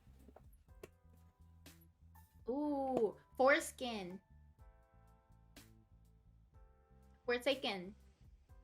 Forsaken bundle? Okay. AK foreskin. Mm-hmm. Only the guns. I don't really like the knife. Ah. Yeah. Gotcha. I mean, Reaper's good too. Mm-hmm. Reaper's mid. No. Forsaken. RGX is okay, I guess. How about the new bundle? Planning to get it? Nah.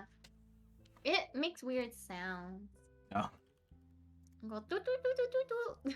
Sounds like that. Nice. Alright. Favorite to least favorite maps? Oh. Favorite? Mm-hmm. Breeze. Breeze, alright.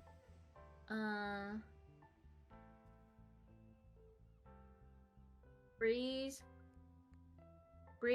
bind, split, ascent.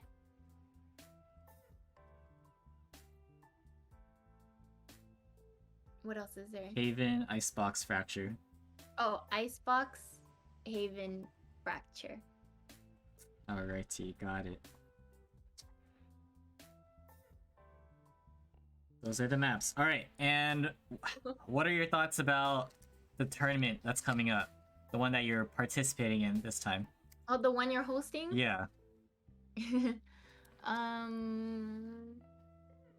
scared. I'm scared. How's the team dynamic though so far?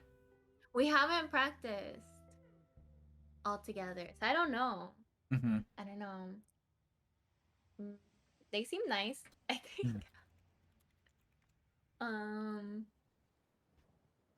I hope they're goated because they have to carry me. I will be #1 supporter. I'll cheer them on. Okay. I'll bark if they clutch. Nice. You gotta tell them that. Yeah. I'll bark and howl. Alrighty, down to the last few questions. From me, at least. Ooh. So, from the top of your head, biggest pet peeve?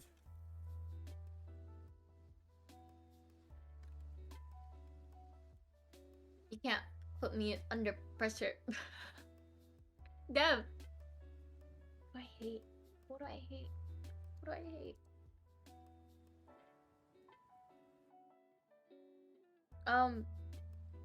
Guys who FaceTime you a lot. Alright. Anyone that FaceTimes you a lot. Anyone, alright. Everyone take notes. Got it. Biggest fear?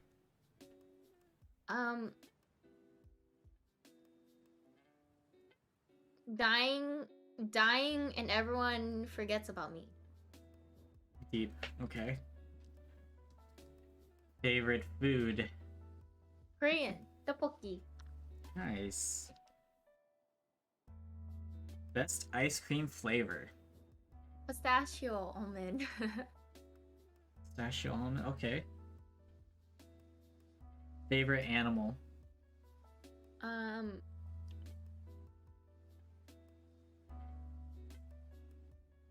Polar bear. A quote that you live by or that you like? There was this quote I liked, but I forgot. Okay, can I look it up? Yeah. It's by Oprah Winfrey. Okay. At least you know who it's from.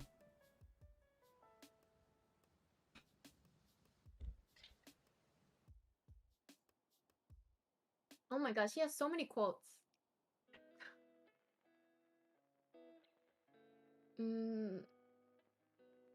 Hold on, I commented on someone's TikTok about it.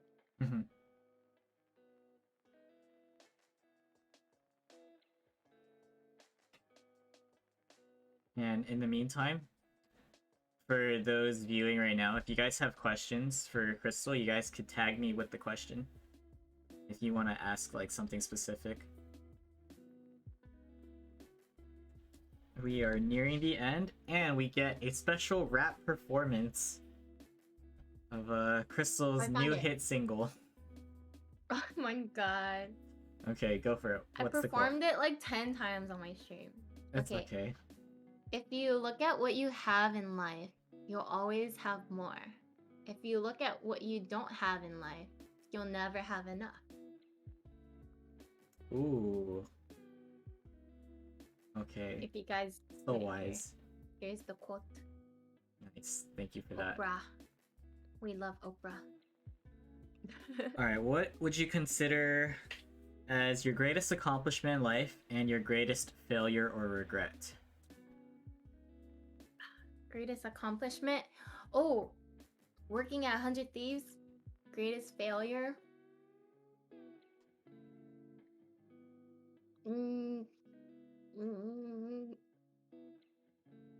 What's a failure?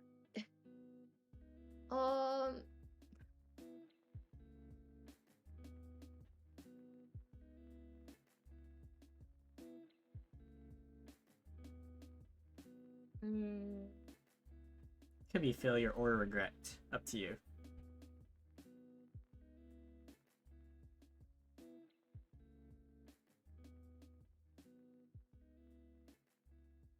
I'd say vaping. Vaping. Yeah, I regret. Ooh, okay.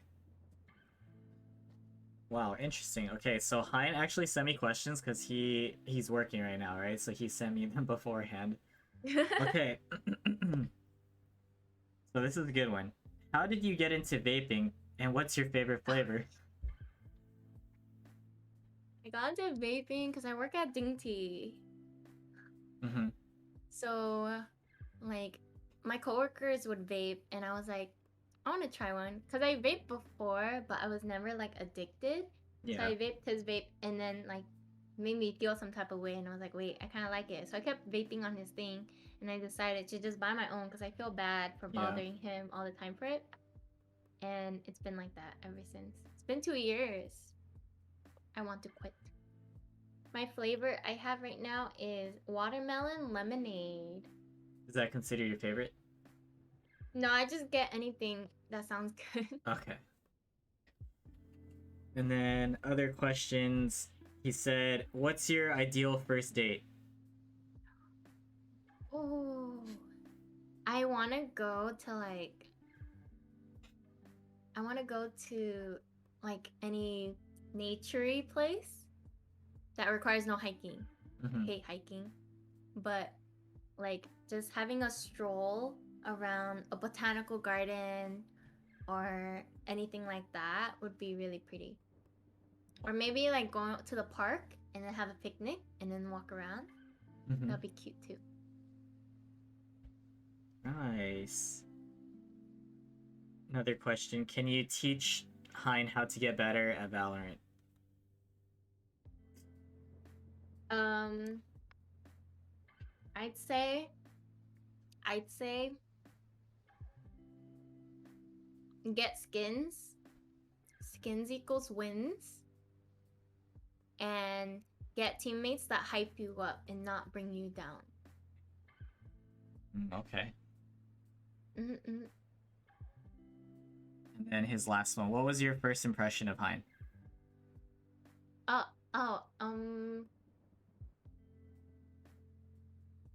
E-boy vibes. When I met him in person. Yeah. Because his car had like LED lights and I'm like, oh shit. True. E-boy vibes. Yeah. Okay.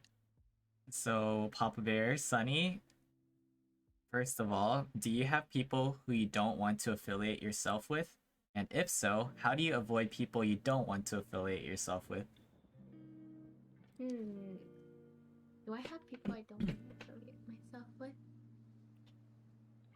I don't know if I have people who I don't want to affiliate myself with.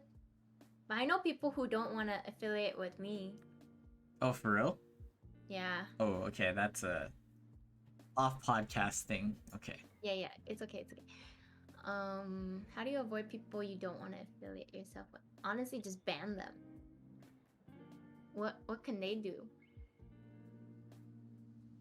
Okay. I see where you're going with this.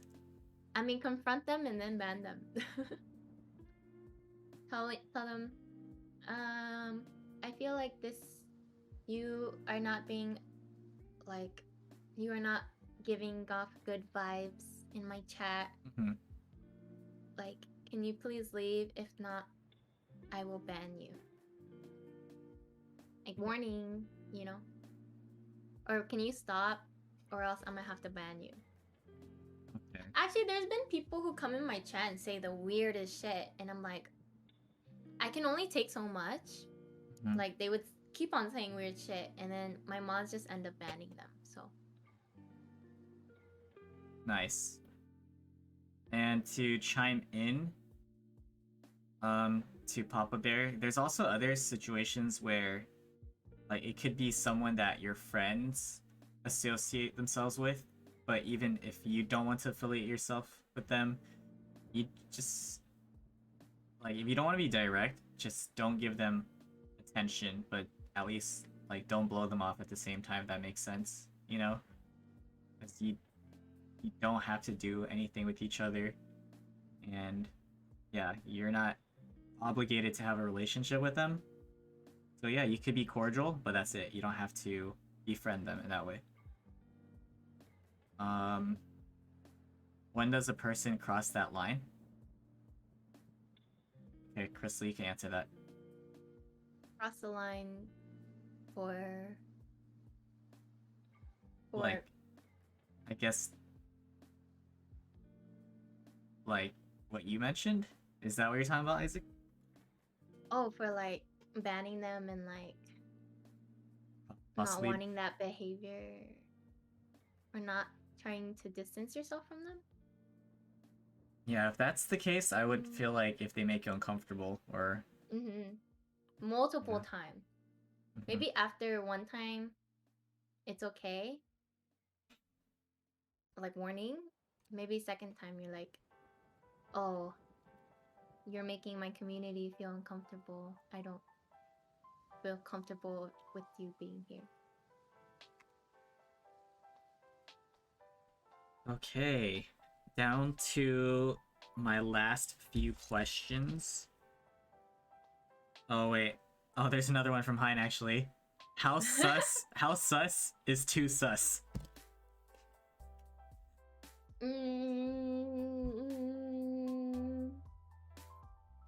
When you start mentioning in great detail, I do not want to know. Or if you like talk about your experience, I'm like, I don't want to know. Like in great detail, I'm like, oh shit, I just visualized it and now I can't unsee it. Got it. Alright, so for my last few questions, similar to Heinz, what was your first impression of me?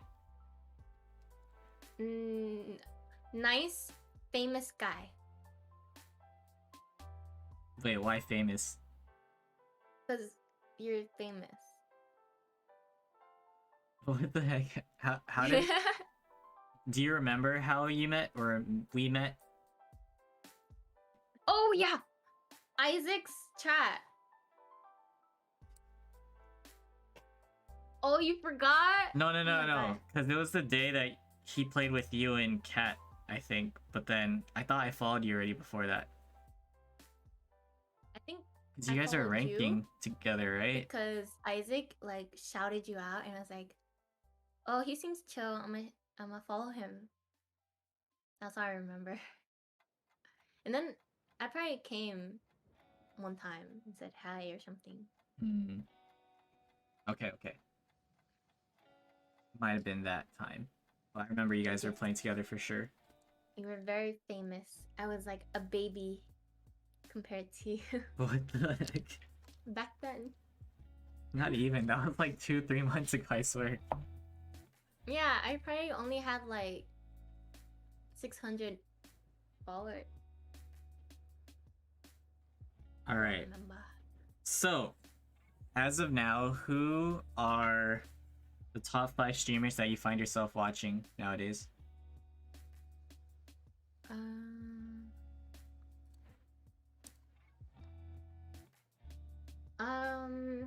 I honestly mostly watch Friends.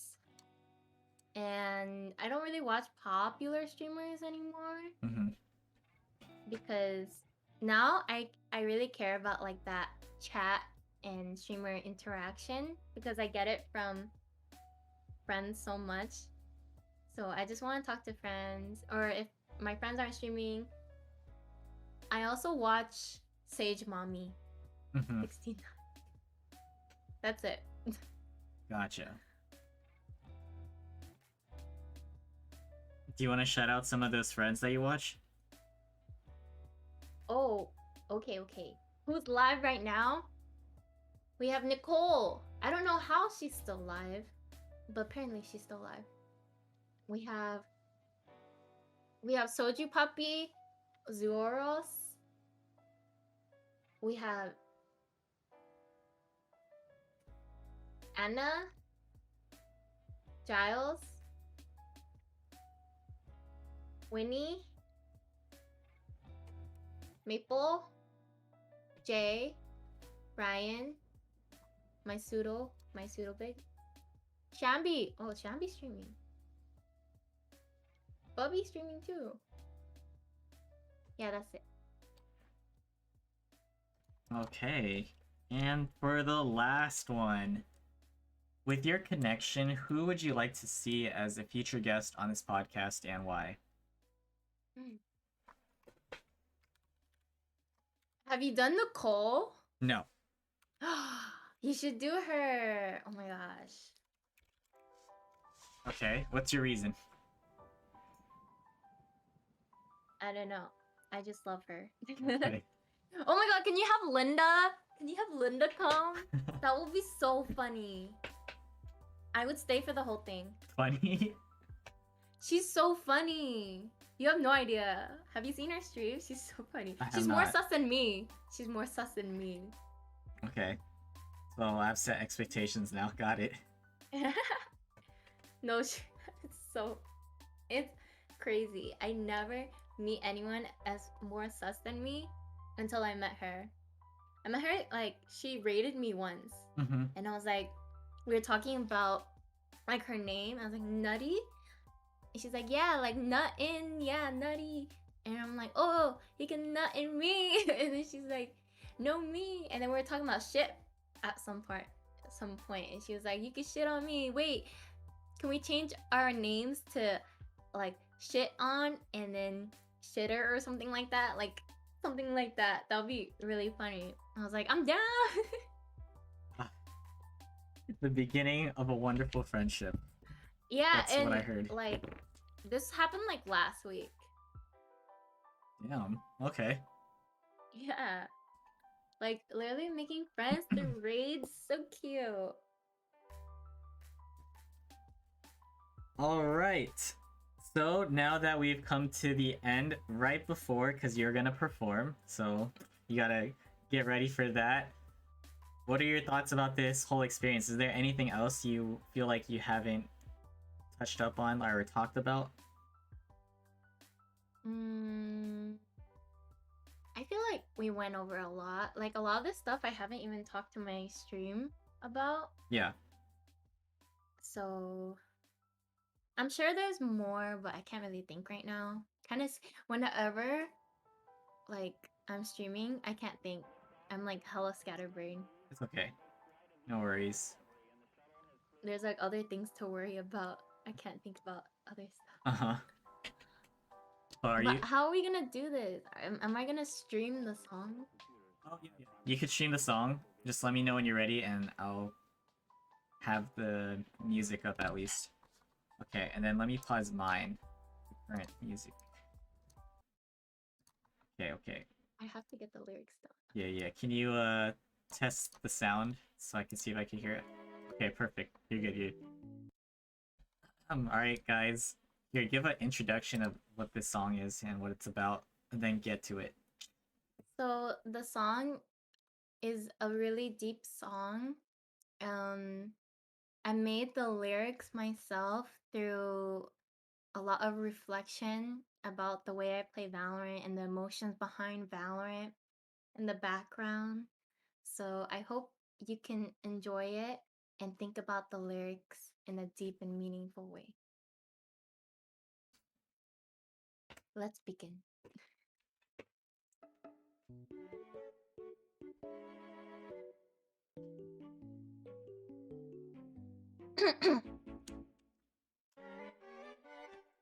Long hair, fat ass, blue balls, that's me. I wanna give it all to you, but can you bark and say pretty please? Eat couple names like pea on grass, she is grass, can that be me? Can I be a dog, can I woof for you? Pet me, choke me till I'm blue, woof. Never spending any creds, they're only for you. Give you e-head every round, let me slobber on those two. Teams like, can you heal me, res me, don't tell me what to do. Only you can degrade me, I act like the whole zoo. I'm your little pet. I'll do anything you want me to. Need a heel, need a rest, need a e-wobbly toppy. Please use me, please leash me, even call you my puppy. I'm an extremely down bad pocket sage in need of an owner. So if you're interested in owning me, I'll help with your boner. Yay! I hope you enjoyed. Let's go. So good, so good. Live performance, guys. It's so deep. It got me in the feels. Wow. Actually insane. Ooh, my light. Insane in the membrane. That flow though. So hit. Well, thank you for performing that and for the podcast the whole. What are your plans afterwards for the rest of the night? I have no idea. I was thinking about streaming, but I'm not sure. I don't. Nicole wanted to play Devour, so well, maybe that. Maybe we'll play scary game. Okay, sounds good. Sounds good. So I'm gonna close this off for the YouTube portion, and then I'll just let you go after that. Okay.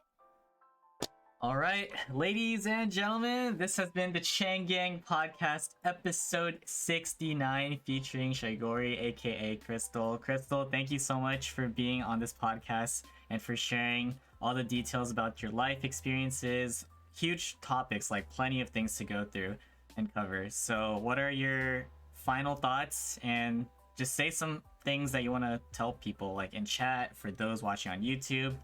What you got?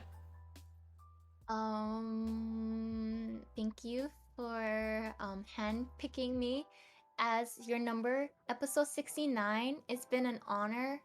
I hope I upheld this number the way it should be upheld. It was a very fun time. I was really nervous at first, but as time went on, I got really calm and it was chill, and overall chat was very nice to me. So thank you, chat, for that. And anything I want to say, please check out Wilson Chang on Twitch, TikTok, and YouTube if you haven't already. And look forward to many more events and podcasts in the future. That's my thing. Appreciate this is that. what I do. Thank you, Crystal. Really means a lot to have you here, and just for being comfortable. You've taken a few hours of your day just to be here, so thank you. Everyone, appreciate y'all for being such respectable people and for showing love and support. Remember, we have that exclamation guest command, which is a direct link to Crystal's Twitch channel. She is a fellow streamer. Show her some love in case she does stream tonight. You definitely can. She might play Devour. You could also follow her on TikTok and Twitter. Definitely not Instagram, because we don't talk about Instagram. Yeah. Alright. This will be on YouTube within the next few days. Stay tuned for episode 70. Still gotta figure out things with that. But until then, appreciate y'all. Make sure to hit that thumbs up button. I'd really appreciate that. And also do subscribe. I welcome y'all to the Chang Gang with open arms. Have a wonderful day. Peace.